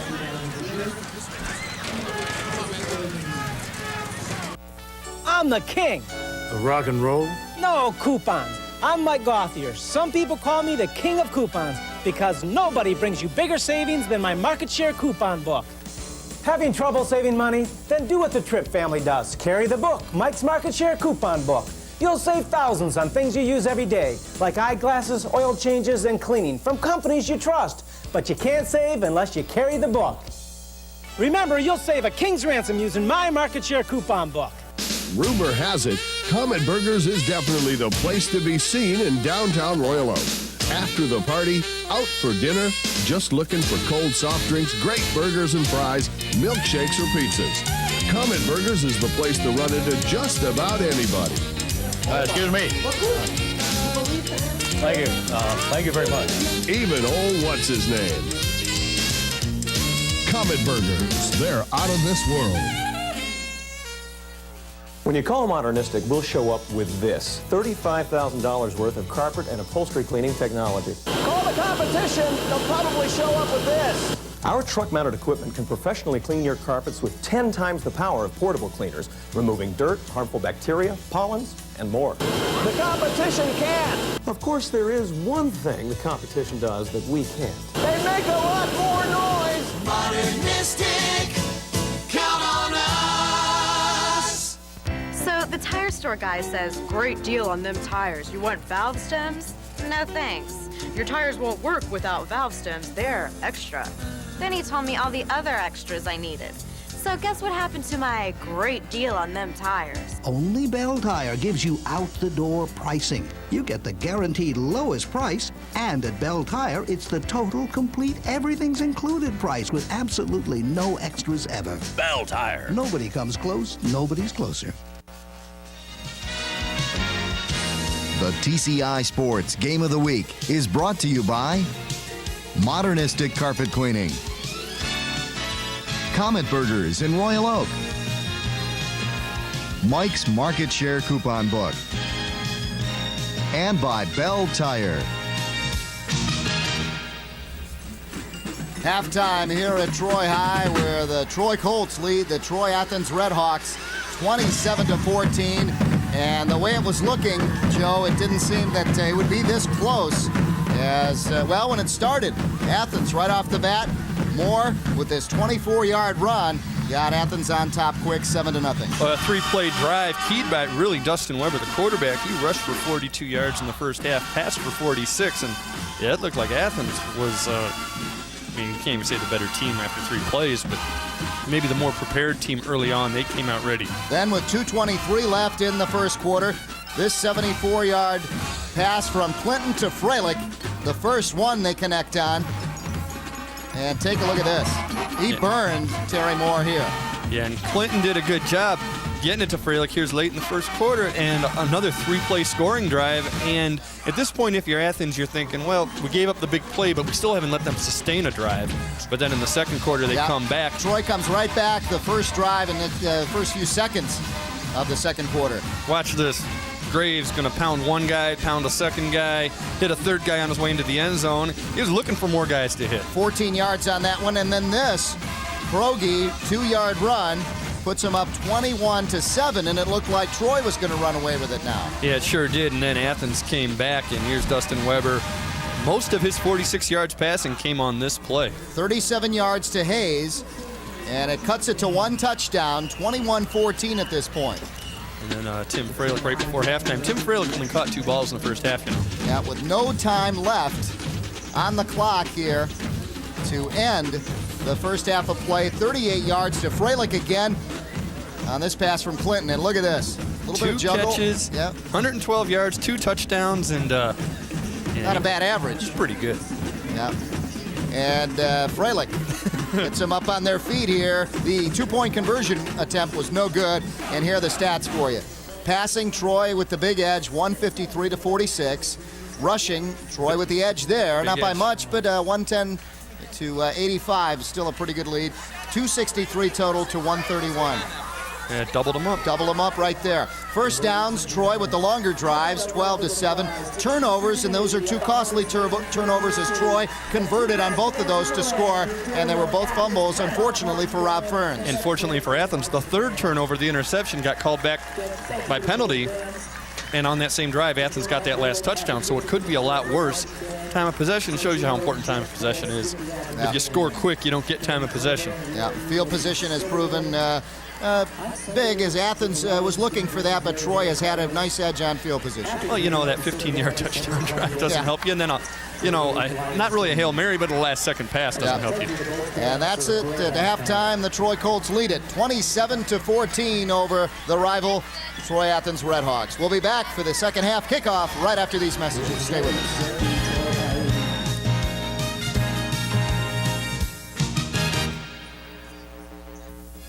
If you wish a video cassette of TCI Sports, the cost is $25.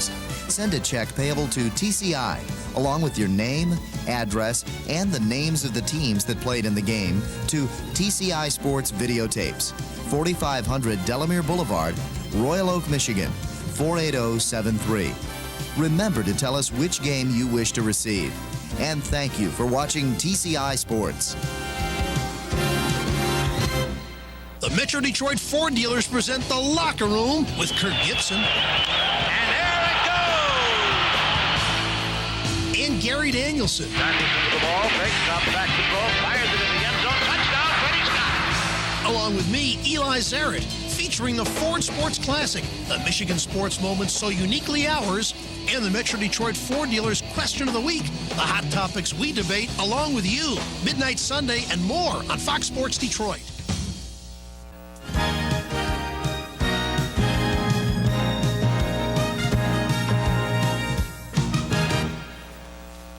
And the second half just underway here at Troy on the kickoff. And the Troy Colts will get it deep in their own end of the field to start the second half, Joe. Well, Todd Reibling, smart play in that he picked up the loose ball. First thing you do is make sure you get possession of it. His knee was on the ground when he picked it up. So by rule, you are automatically down. It's kind of similar to when you see a punter go to his knee to pick the ball up, and they whistle him dead, which always brings up my question as to why isn't the holder automatically down on every extra point and field goal? Yeah. Because his knee's on the ground when he's holding the ball. Right. With one knee down. He's down. Yeah. We'll have to tackle that one next year. Exactly. As Clinton pitches out to Sofer. Sofer down the sideline and almost picks up 10 yards right there. So the Troy Colts trying to get out of the hole deep end of their field to start the second half here, and they come up successfully on this run by Sofer. Yeah, Sofer, this should put him over 100 yards, and it does early on in the second half, and this guy's had a heck of a game. 103 yards on only 13 carries. Well, there's another good average. Not quite Freilich's average on 2 receptions and 100-plus yards. Running backs aren't supposed to have. Yeah. Second and about 2 coming up here. Freilich in motion, Beams in motion, and they hit him right at the line of scrimmage, and not much there for Sofer that time. Yes, Tim Freilich. Correction, it was Graves. Oh. He didn't pound him in. He usually just blows over these guys. See Graves? No, it was Sofer. Saw Graves getting up down under there, but he led the way. And not much. Gauthier. So Gauthier again, the senior, playing in his first game of the season, who was out all year with a broken foot, comes back, and probably the biggest game of the year right now look at for Athens, because the other one's there. The pitch goes back, Sofer, and Clinton falls on it before it gets into the end zone. Almost a safety. It almost did. Smart play, though. Again, I think you got to cut your losses there. Here's the quick pitch, and it was behind Sofer. And Clinton knew it right away, so he had to go after it, and does get it right before it got into the end zone. It's 4th down and punting. Not much room here. It could have been an Athens touchdown. Not much room to punt, and he just gets it off, and he gets hit, and he went down. And a big break for the Colts as they will get it back. All you need to do is get a piece of the ball. Obviously, he didn't. And now it's going to be 1st down at about the 15-yard line for the Troy Colts. Penalty call coming up here. Personal foul roughing the kicker.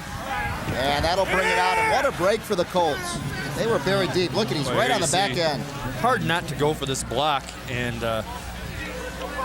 hard also to let up when you're in there that close. Yeah, Chris Braniff, the junior, called right there. You know, if he's a half a step quicker, it's a brilliant play. And I was frankly surprised that he didn't get his fingertip on that ball. It'll bring it out across the 15-yard line. And the Troy Colts have life again here on this drive. Could have been a big turnaround for Athens, too. Yeah. Could have either gotten the punt block or just gotten good field position. Yeah, it goes back to field position that John Walker talked about. Here they stack them up. And they stack up the big fullback. Not much there for Graves. Hey, look who's leading the way on that. Yeah. Braniff, he's coming right back. Yeah, he knows he's got to make up for a little mistake he just made. So far, so good. You know, is Tim Freilich the Troy version of Chris Carter? All he does is catch touchdowns. That's true tonight for Freilich. 2 catches, 2 touchdowns, and what was it, 100-plus yards? 112 yards. There it is, 2nd down and long. Clinton to the air, almost intercepted, intended out there for number 43, Scott Searing.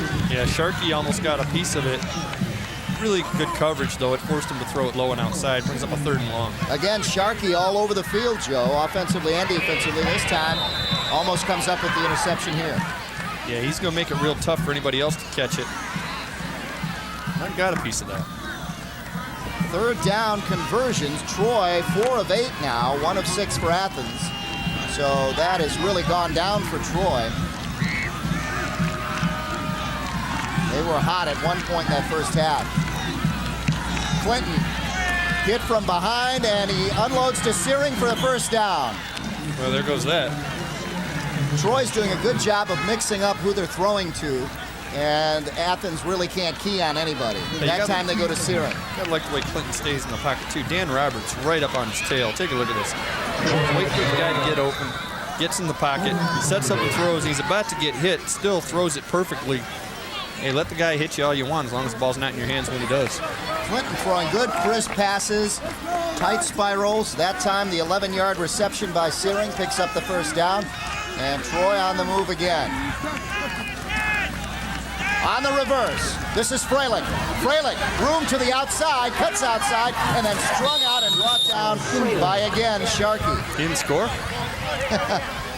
No, it wasn't a catch. He's touched, yeah. It wasn't a catch, yeah. He's touched it twice through the air, but not through the ground. Okay.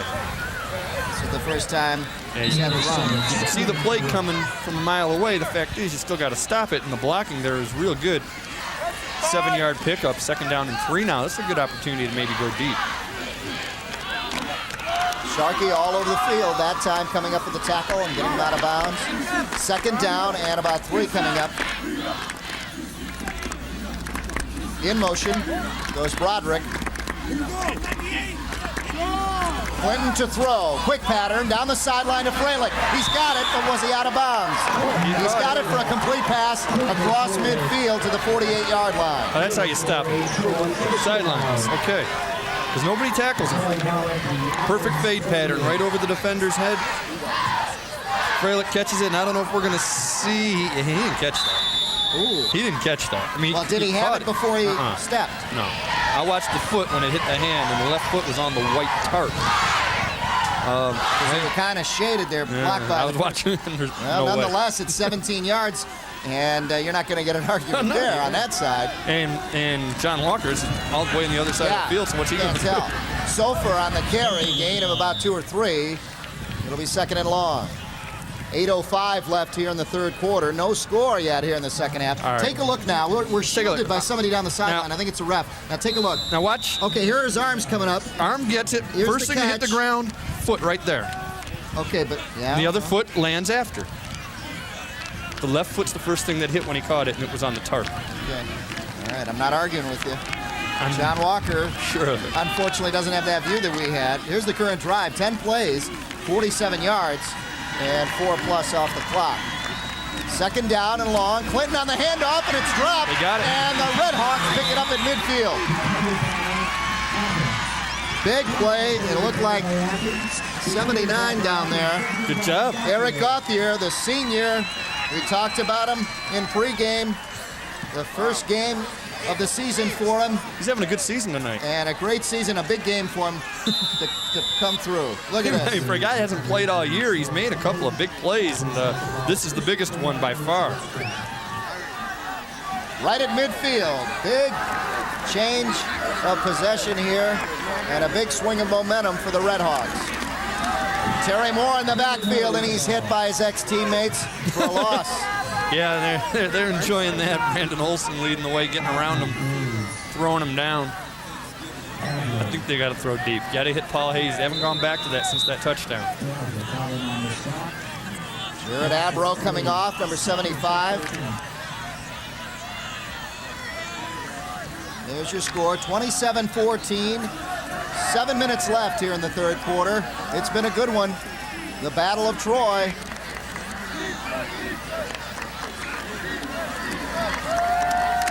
Back to throw. Down the sideline, up for grabs, and knocked down. Good defensive play by Keshbu. And they did what I wanted them to do. They went to Hayes, and Keshbu was there to make the play.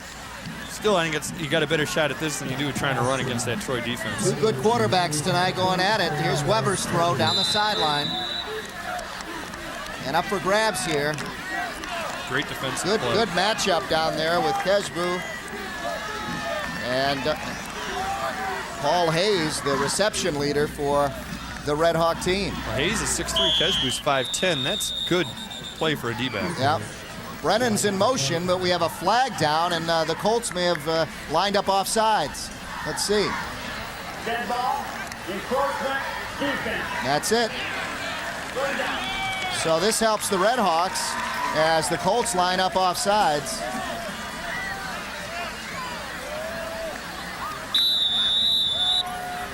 Still a passing down, probably not going to change what they called before. Option hasn't worked really since that first drive. Here's penalty yards, about even. 4 for Troy, though, for 25. 2 for Athens for 22. Third down, and about 8 coming up. Brennan in motion. They go to the tailback. Moore busted off tackle and then stacked up after a gain of a couple. Harrison Graves led the way on that, and on third and long, that wasn't the most imaginative play you could have come up with, and it looked like Troy was expecting them to run that play. I think at this point, it was halfway through the third quarter. I think he got to air it out a little bit. See, a good job by Mitch Harris just holding his position and waiting for Moore to run right at him. Run the fake right now. Yeah. Well, never mind. Troy wants to call a timeout. Yeah, they know what's coming. Paul Hayes, well, what happened was I don't think they have enough guys out there because Paul Hayes is split out to the right as a cover man, and no one went on him. Keshbu alertly came over and covered and then called timeout. This happened to him last week against Adams, I believe, a fake punt, and it was what Gary Griffith was telling us. Guy forgot to cover that cover man, so they went and threw it to him, and that turned into a big play. And that hurt him against Adams, and it happened. Almost did it again. Yeah, almost happened again here. 5:44 left on the clock here in the third quarter, and a smart play by Keshbu to call the timeout here. Hey, here he is again. He's everywhere. We talked about him in the first half. He's making a second half appearance here. He's got a radio on the boat. Is that a radio? I don't know. I think that's a fish finder. Depth finder? Depth finder. And you know what? It shows little fish on there, too. Does it really? Yeah. It's like a video game. He finds them. If they're out there, he finds them. He's the master angler. That's why. Here's the punt now. Now, notice Hayes is not there anymore, so the Colts did catch something. And the Red Hawks changed their formation as the ball goes out of bounds inside the 15-yard line at about the 14. You got to believe that Athens saw something in the film from last week, and at the same time, Troy was going, oh, no, not again. Yeah. Please. Oh, yeah. Made him waste a timeout, but hey, better give up a timeout than a touchdown. Yeah, they're marking it right at the 15. So again, the Colts deep in their end of the field, something John Walker really wanted to do, and that is control the field position, and he's doing that so far in the second half, but he's got to take advantage of it and get on the board. That's the thing, we're halfway through the third quarter already. Against a team like Troy, I think that's where you're almost in that panic zone already. You're not going to score on 2 drives. You're going to need 3-4 possessions to get the 2 touchdowns. Freilich and Beams are split to the right of the screen. They go to the ground, though, and not much there for Sofer on the first down carry. It'll be second down and long coming up. Yeah, well, Chris Braniff's played pretty aggressively ever since that roughing the kicker penalty. He's not going to let anything get by him anymore. And the Colts haven't done much, even though they did get that second chance after the roughing the kicker. As Sofer comes out, takes a breather. I think Troy's real happy. Just play conservative, take time off the clock, and let Adams try to score 2 touchdowns. Looks like Krogi's in there, number 40. In motion goes Beams. And the pitch goes out to Krogi. Krogi has room. He's just got to pick up his speed. And the defense catches up to him. Getting there first was number 33, John Hayward. Yeah, you got a little help Athens. there. Matt LeGray helped out. Sharkey helped out. A whole bunch of people involved in this tackle. And Hayward was leading the way. And what they did, they sent Beams in motion. He cut in, got the initial guy in the end. That freed up a couple of yards. Sets up a 3rd down and 5, though. That's, if you're Athens, you like those odds. At least you force them into doing something creative. You can't just run a fullback dive. At least you wouldn't think so. Athens again doing a good job of forcing the Colt offense to go to that 3rd down. Beams in motion. Fake on the handoff. The screen, little flare pass out to Krogi, and he goes out of bounds, but does he pick up the first? Yes, he does. That's where he stands, and flare pass, technically, that's really a run. Remember, watch this. He throws this backward. If Krogi doesn't catch this, it's a fumble. That can be taken back for a touchdown. He's throwing backwards, and the missed tackle right there would have brought him down shy of the first down. But the Colts come up big on the conversion. And another big conversion for Troy, and they've got first down and 10 and more time to go off the clock. Colts have really eaten up the clock in this third quarter. Clinton pressured now, gets away. No, he is brought down by number 57, Dan Robert. Yeah, Robert just stuck his arm out and grabbed a little bit of him, and Clinton couldn't get away like he did in that first half. I say, you got to believe that the defensive coordinator has told these guys that, you know, when you got Clinton, until you see him down, really until you hear the whistle, don't let go. He's a pretty good athlete. And again, another sack for a loss. That's the 5th one for 37 yards. So Athens has really come through with that defensive front line and getting to Clinton. I'm pretty impressed that Troy hasn't got any. Here's the draw. Sofer busted again. The same play they got a big gain on last time. And he he's across midfield into Red Hawk territory. Again, Clinton did it, and he did it again.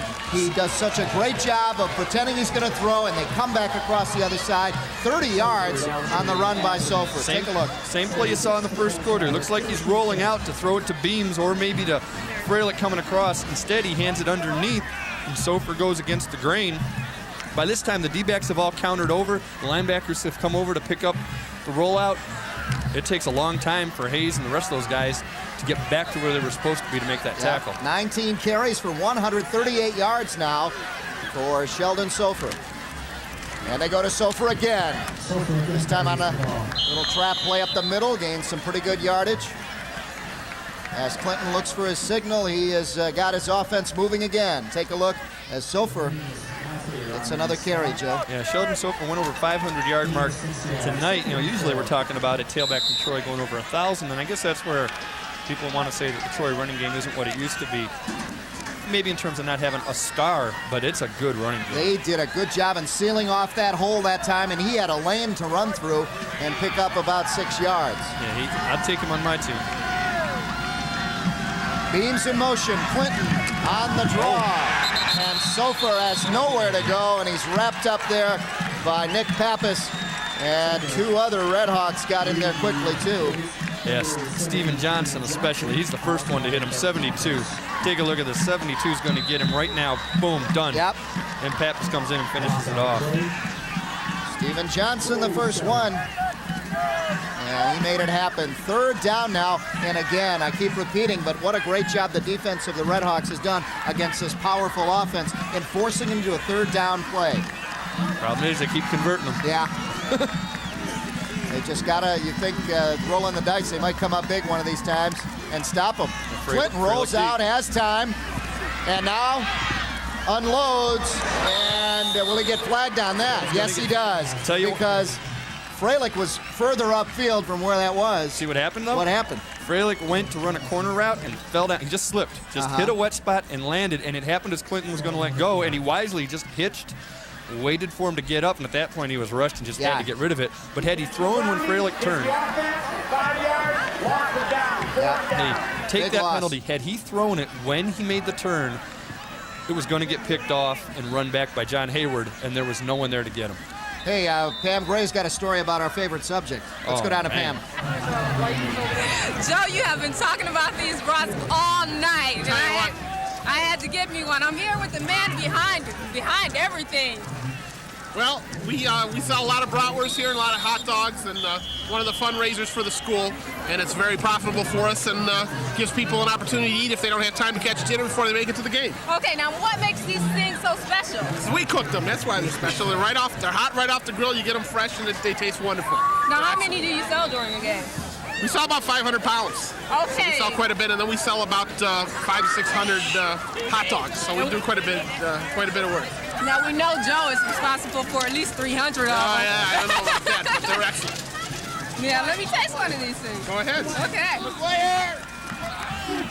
Well, there you go, Joe. I think she had the figure right. About 300 pounds of those went to you. Darn near. I already wrote down where they get them from. Yeah. I'm going to go buy a whole bunch tomorrow. Through the years, yeah, I'll tell you. Yeah. Both of us combined will probably make we 300. support the Troy Athletic Program here, please. We love those bratwursts down there. Keep cooking them up. We'll be here. On the punt, it got the Red Hawks back to about the 20-yard line, and on the first down play, they picked up about 4, so it's 2nd and 6 right now. We got to get the basketball team to sell those brats too. Yeah, You know, indoors. Set up the grill somewhere. Terry Moore breaks it outside, first down, and brought down right after he picks it up. Good tackle by Beams to keep him from getting any more, but still, Terry Moore picks up the first down, and that's a positive for Athens in itself near the end of the first quarter here. Let's see if he gets bent back funny. He goes out on the play. He gets hit right after he picks it up, and Beams has him, and his leg is right underneath. You can see it's caught right underneath Beams, and he hurt that a little bit. Hopefully he'll get back in there. Looked awkward. This could be the last play of the third quarter here. Brennan in motion. To throw. Nice play by Hayes as Weber hits him. And he stops the clock with 3 seconds left. Actually, I think that's Siski, number 9, that he hit. Oh, correction, it is 9. I thought it was 6 over there, and it was Chris Siski. The junior split end, and it is 9, Siski, and brought out by Beams. He gets the first down. So the Red Hawks started at their 20, on the move now, across the 40-yard line. Weber sends Brennan in motion. The handoff. And it goes to Uche and Wanko. And that'll do it for the third quarter of play here at Troy. And the Troy Colts holding strong still, 27-14 over the Athens Red Hawks. We'll be back right after this.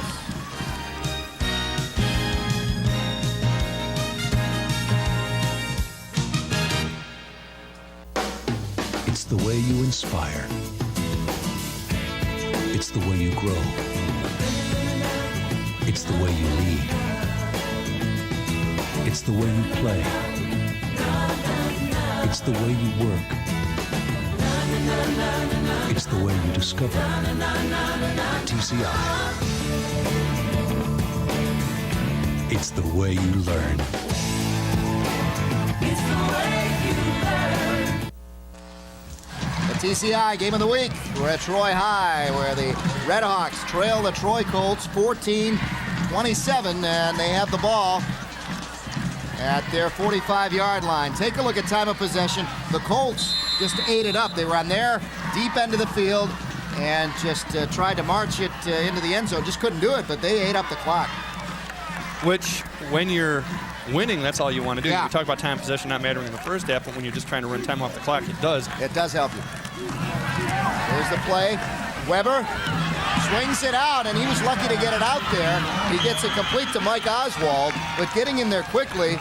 Brad Wright, 6'5", 225. Yeah, Brad Wright almost knocked that down. A big guy to throw over. Take a look here as he comes up along the right side. Watch 82 right here. This guy's going to get his hands up right through him. Almost knocked it down. And then Mike Oswald comes up with the big gain for the Red Hawks to pick up the first down. Gary Griffith looking on, and I'll tell you right now, he's concerned because his team's up by 2 touchdowns, and the Red Hawks are moving the ball very well. He's concerned when he's up by 30 points. They go to the first man through, and that's really probably the biggest gain so far that Ferns has had. And I think Dustin Weber had something to do with it. He almost got tackled after he handed it off. You open it up, hit a couple of short flare-outs, do a few other things you can't stack up the middle against, and I think that had to be Ferns' best carry of the day. Well, if they can get Ferns going, they may have a pretty good game here in the fourth quarter. Well, remember, this is a guy that was averaging 6 yards a carry going into this game. Yeah, it's a big guy that the Colts have stopped. Brennan in motion. Weber to throw. He's going to get sandwiched, but he is down. I think when he slipped, his knee hit. Now the whistle blew and he got hit. The Athens fans are crying for it. Yeah. He's not happy about it, and I also don't know if he got grabbed by the mask or not. There's a whole lot of, a whole lot of things that were a little funky here. Take a look here. He's going to step back. Field is a little slick. We've seen it a couple times tonight.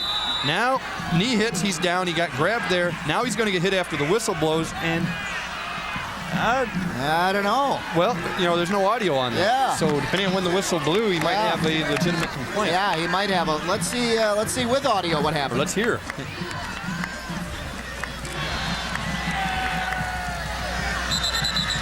Yeah, that's a late hit. Yeah. That's a late hit. I think they're judging that he didn't really have time to hold up, so they let it go. Here's Weber way back in the screen as he just dumps it off to try to get out of trouble, and it's a good thing he didn't catch it. Otherwise, they would have had another loss to Ferns. Well, Weber's a little frustrated. Yeah, that time he got hit. He gets hit after it. This time it's not a late hit. This is just getting rid of it. That's not a late hit what happens there, and it's a good thing Ferns didn't catch it or he'd have lost 20 yards. Yeah. But what they got to do is get Weber on the sideline and get him composed. And now your defense has to come up big because Troy, they could almost run this clock out with 10 minutes left. Well, another thing, they have rattled the Athens quarterback, so that's a big Big possession there for the Redhawks. Ferns really gets into this one, and it'll go down inside the 10-yard line at about the 8-yard line. So a nice punt there for Rob Ferns as he gets him inside the 10-yard line. And the Troy Colts, again, field position has been big in the second half, and the Colts have been buried. Yeah, now, one school of thought says, like I said, just run the clock out, get 4 yards, 4 yards. Maybe Sofer breaks one for you. If not, you just keep taking time off the clock.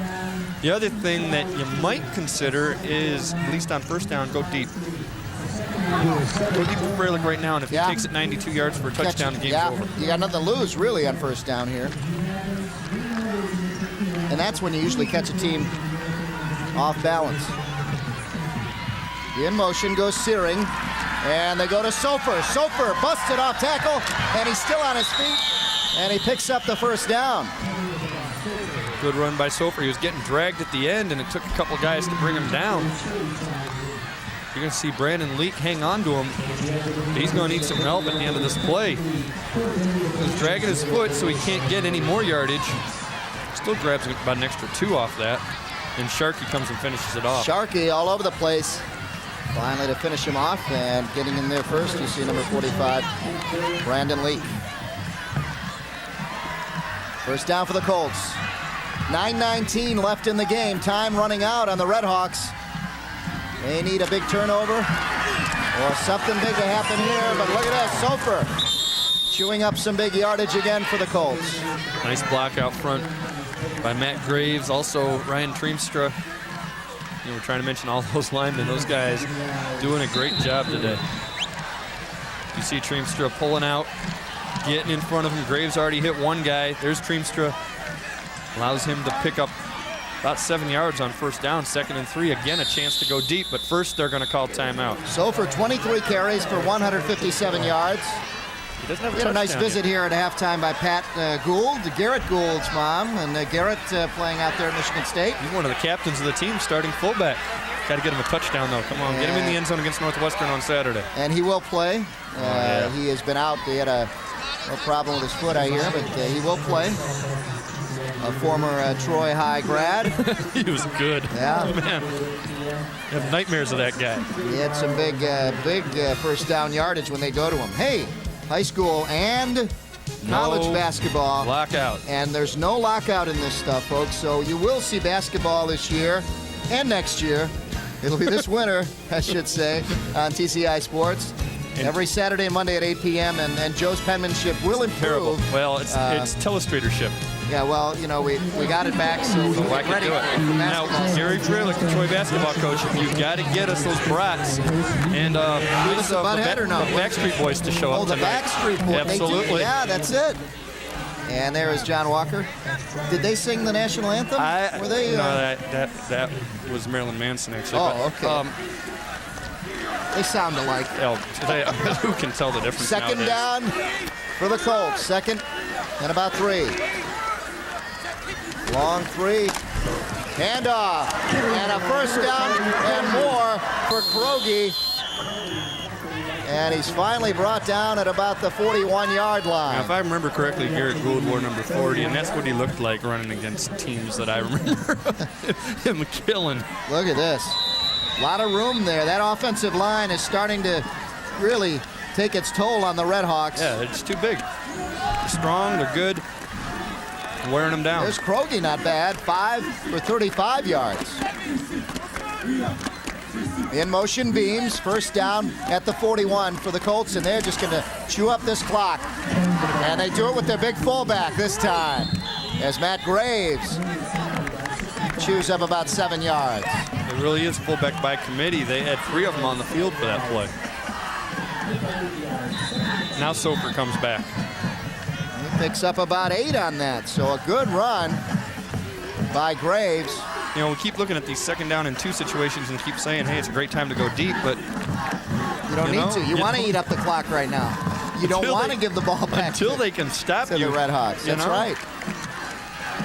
Here's Sofer, first down, breaks into the backfield, and he's down before he hits the 40, but he's into Red Hawk territory for sure now.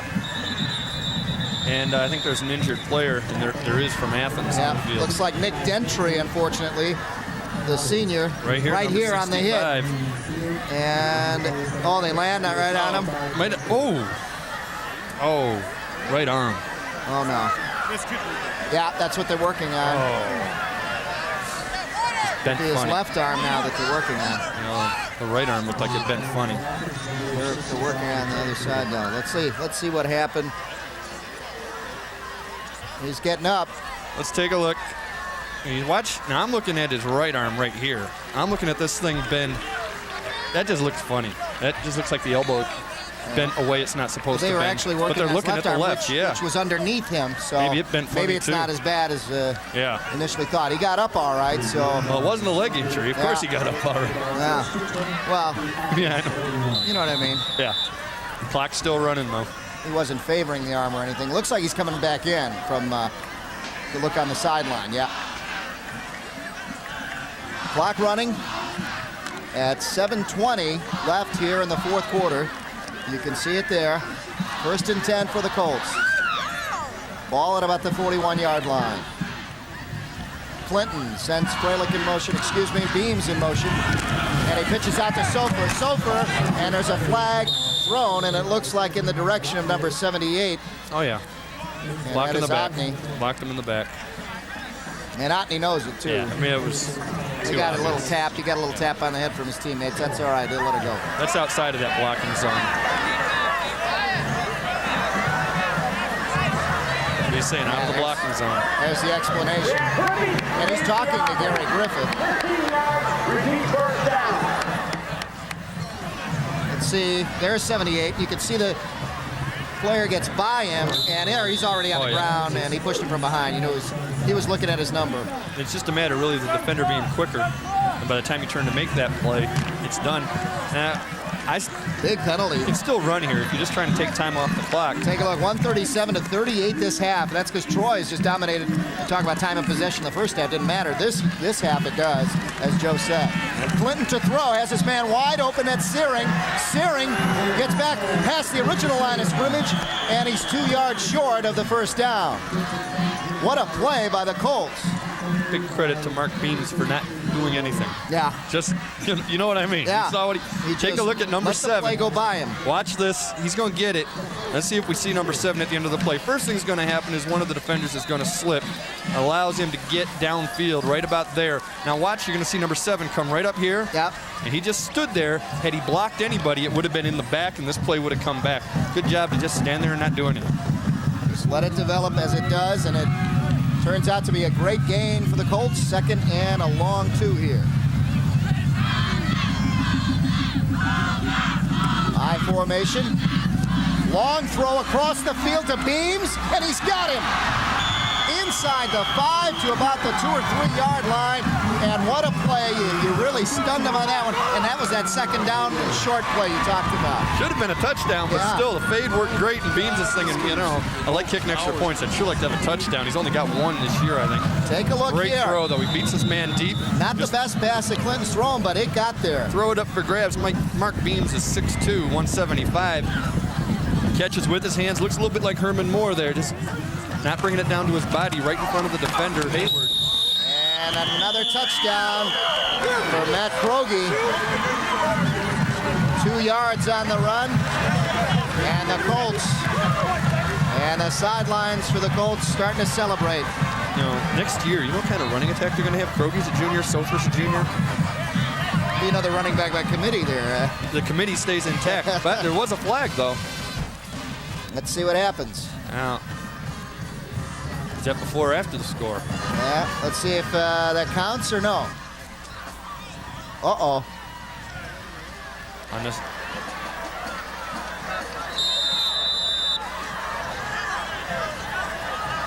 Now, we never did get a signal, but the score is still up.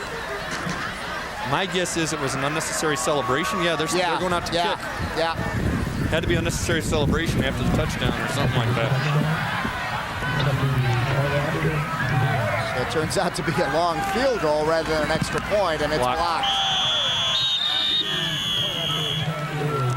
I think Steven Johnson got a hand on it.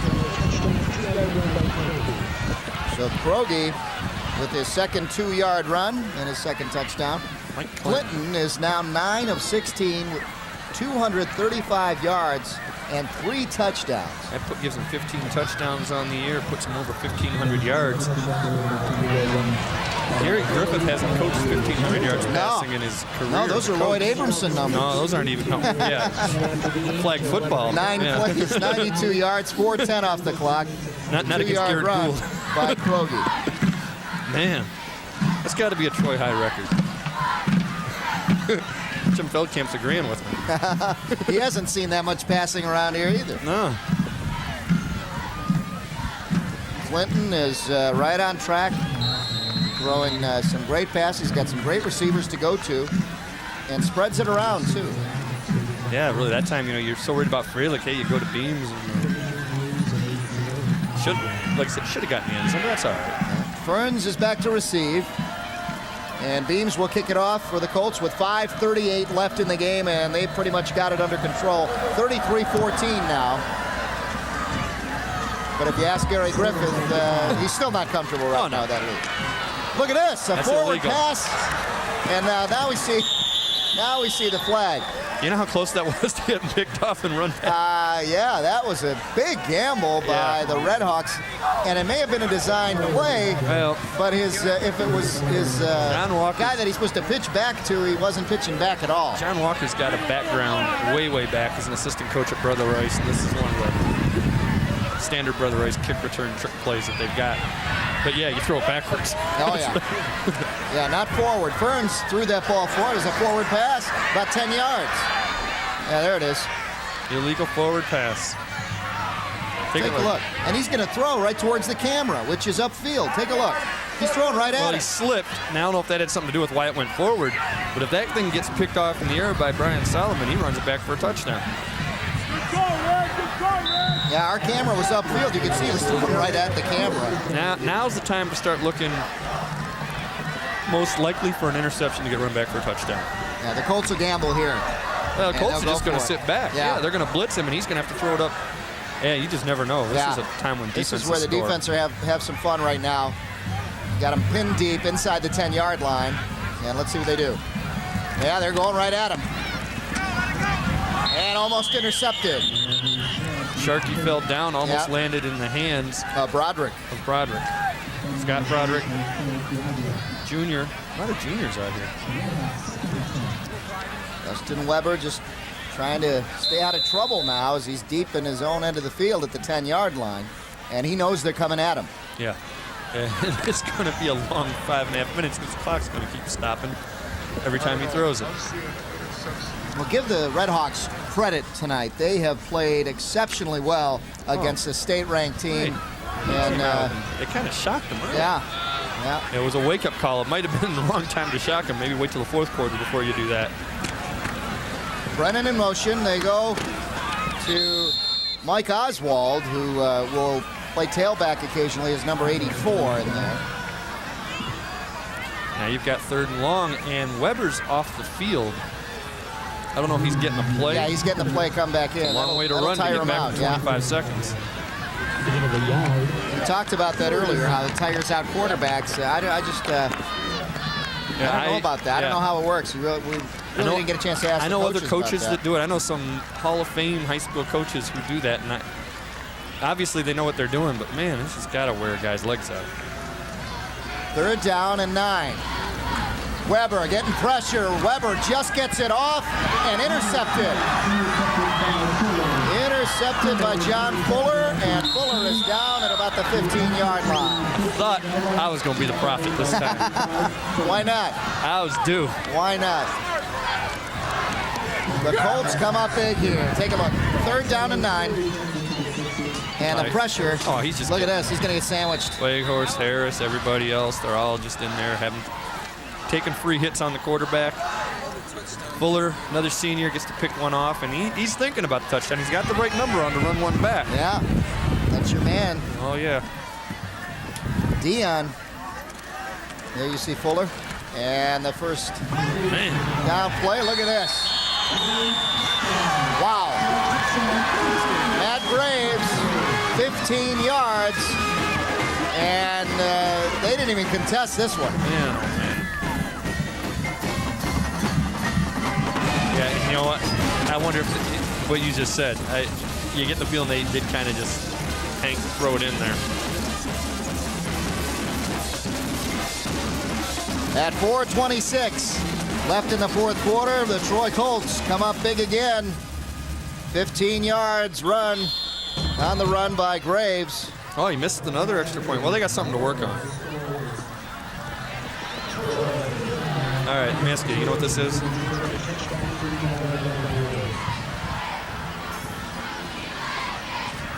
That's the score of the last 2 games we've done. Wow. This is That's for the commissioner to see? That's for the commissioner to see. The last 2 games we've done.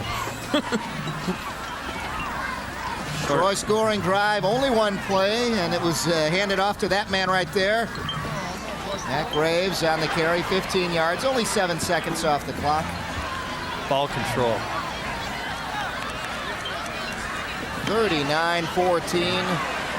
And here's the first downs in this half, and it's all Troy. They have had the ball deep in their own end of the field and have really just controlled the play, and they wanted to eat up the clock. And Gary Griffith was just happy with doing that. Oh, yeah. And those 3 first downs by Athens, I think, if I'm not wrong, they all came on the same drive. They were on some penalties. At least 2 of them were. They were on some penalties. At least 2 of them came on consecutive pass plays. All on the same drive. So really, other than that, they haven't done anything. Kickoff low. Squiv kick. Ferns had Better pick it trouble up. getting over there to it. Does now. And now he's got some room down the side if he can just get out there. And a couple of Troy Colts slipped out there, but they just did get back to make the stop, and that was Kristich out there, one of the players to make the stop on Ferns. And Athens, I think at this point for Athens, you know you're not going to win, but you at least want to, get a couple more points on the board. And, go out with some sort of positive note. Well, it was a lot closer game than the score would indicate, and you say that sometimes, but this one really was. The Red Hawks. Last week's game was not closer than the score indicated. The Red Hawks had the Colts thinking. I mean, they had to really struggle early on in this game to kind of shake the Red Hawks off their heels. But the Colts, with the powerful offensive and defensive line, just it took control over the Red Hawks. And now a timeout for Athens, and I think that's probably what they're talking about is, hey, let's get some points on the board.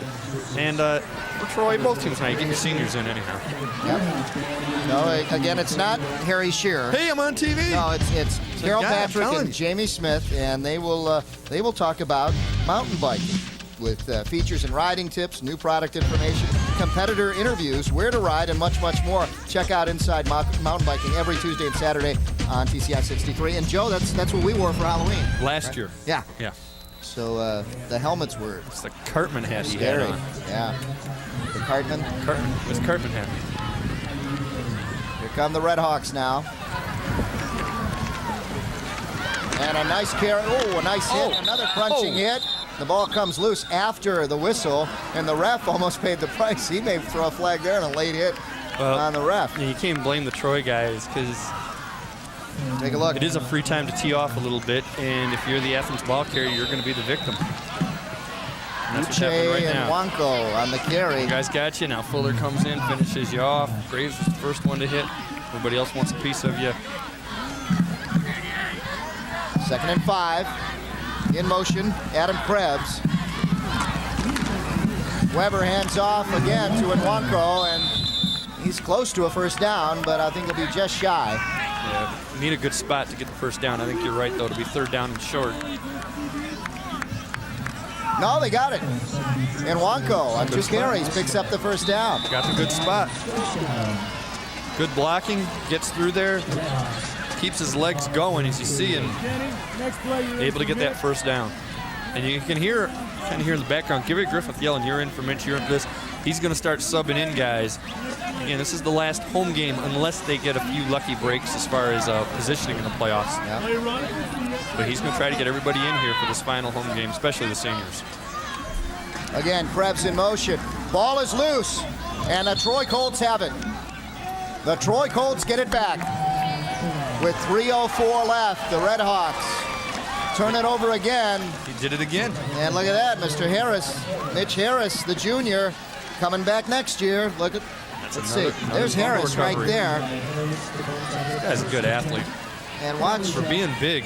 Does he get in there? How does he get in there? He's not awkward. He does. The ball is loose still. Yep. You see Keshbu and a few other guys jumping on top of him.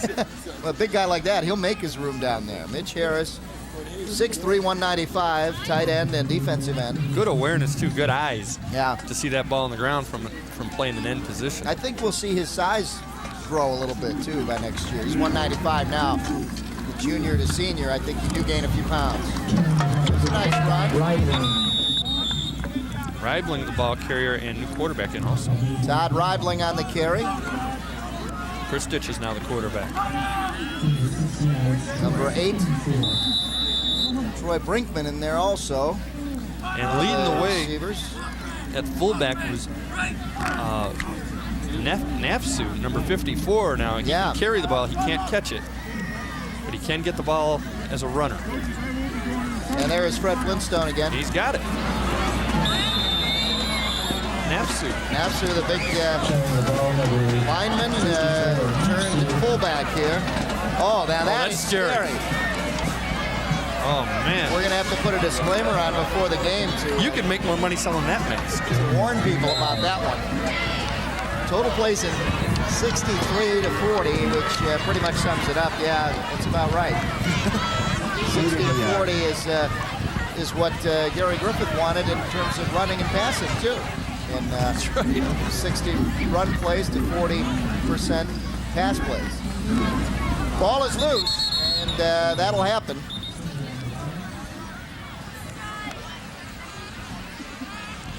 Chris Stitch got it back. But it brings up a 4th down, and now do you punt or I think you might as well just go for it. You could lose. And they are going 4th down at about 3. And the Colts will go. See if they try to draw him off sides.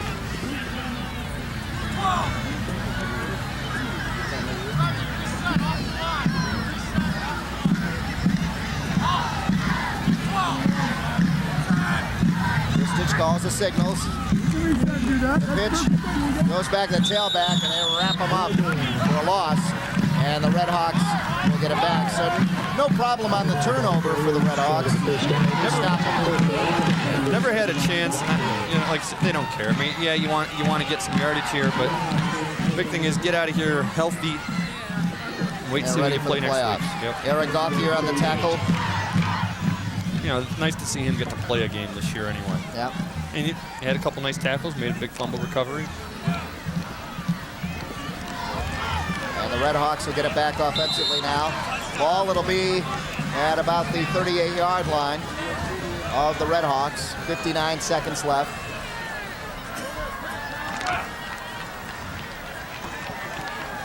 And in there now at quarterback is Paul Hayes, number 6. He sends Picos in motion. And on the carry is Uche Nwankwo, excuse me. I'm thinking of the old kicker for the Tampa Bay Buccaneers. Oh. Had a lot of consonants. Who was that guy? Yeah. Igwe Buike. Igwe, yeah. And here's Uche on the carry. And he is just stacked up by the Colts. Yeah, Jeff Yang leading the way that time. Jeff Alstead also in on it. And this may do it for the last play, unless the Red Hawks want to get one more off. Hayes.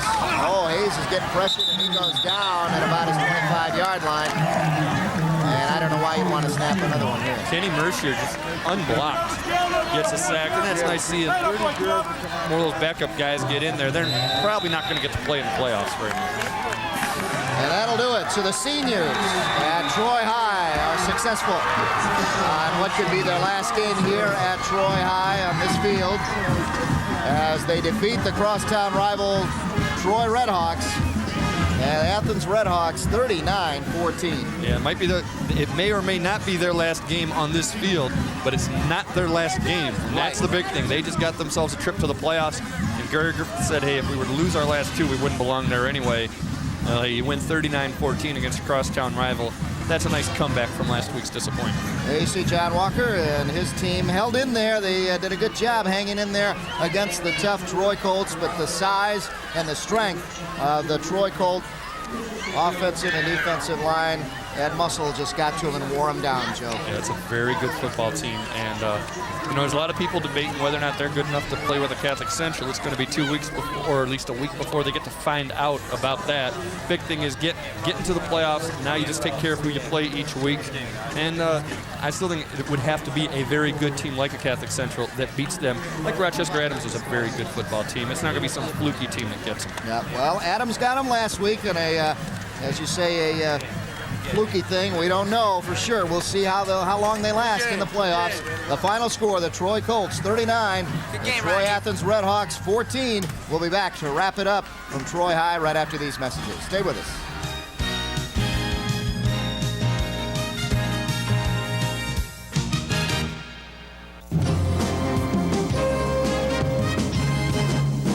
Oakland Press Perspective with Neil Monroe is an informative talk show that discusses issues often overlooked by broadcast stations.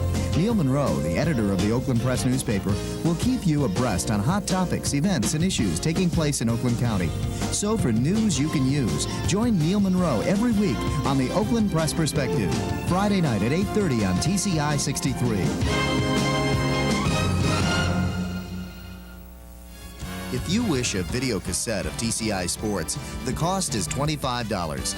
Send a check payable to TCI, along with your name, address, and the names of the teams that played in the game, to TCI Sports Videotapes, 4500 Delamere Boulevard, Royal Oak, Michigan, 48073.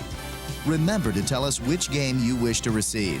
And thank you for watching TCI Sports.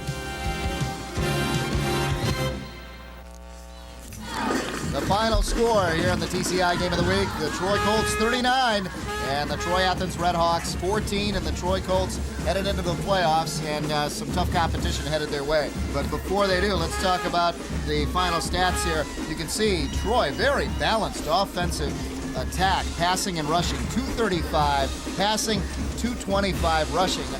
You can't get any better than that. And that's on 9 of 16 passing from Mike Clinton for that 235 and 3 touchdowns. Fralick, 3 of those catches, 129 yards, 2 of those for touchdowns. And, Athens just overmatched. They came out early, but, they wore down. They went up against a bigger, stronger team. And this is the kind of thing you would hope to see from a team that's headed into the state playoffs. This kind of attack, 235, 225, 460, 23 first downs, 1 turnover, the only blemish there, and 26 minutes of possession and time. 60-some-odd plays to 40, 41, 42, whatever. Dominating. They were the better team, and they deserved to win by the score they won by. And it was their size in the trenches that finally just wore down the Redhawks. Size, strength, ability, everything. They're just, it's why they were ranked second in the state until last week, and why I don't think anyone wants to play them, and I guarantee Adams, you want to play him because you get to the semifinals, but they sure don't want a piece of him yet.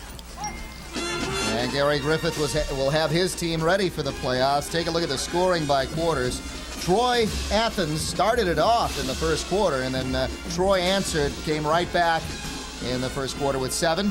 Athens again had 7, and you see the rest of the scoring as we see some of our, dressed up people down there. We go. 20 points in the second quarter, and 7 Athens.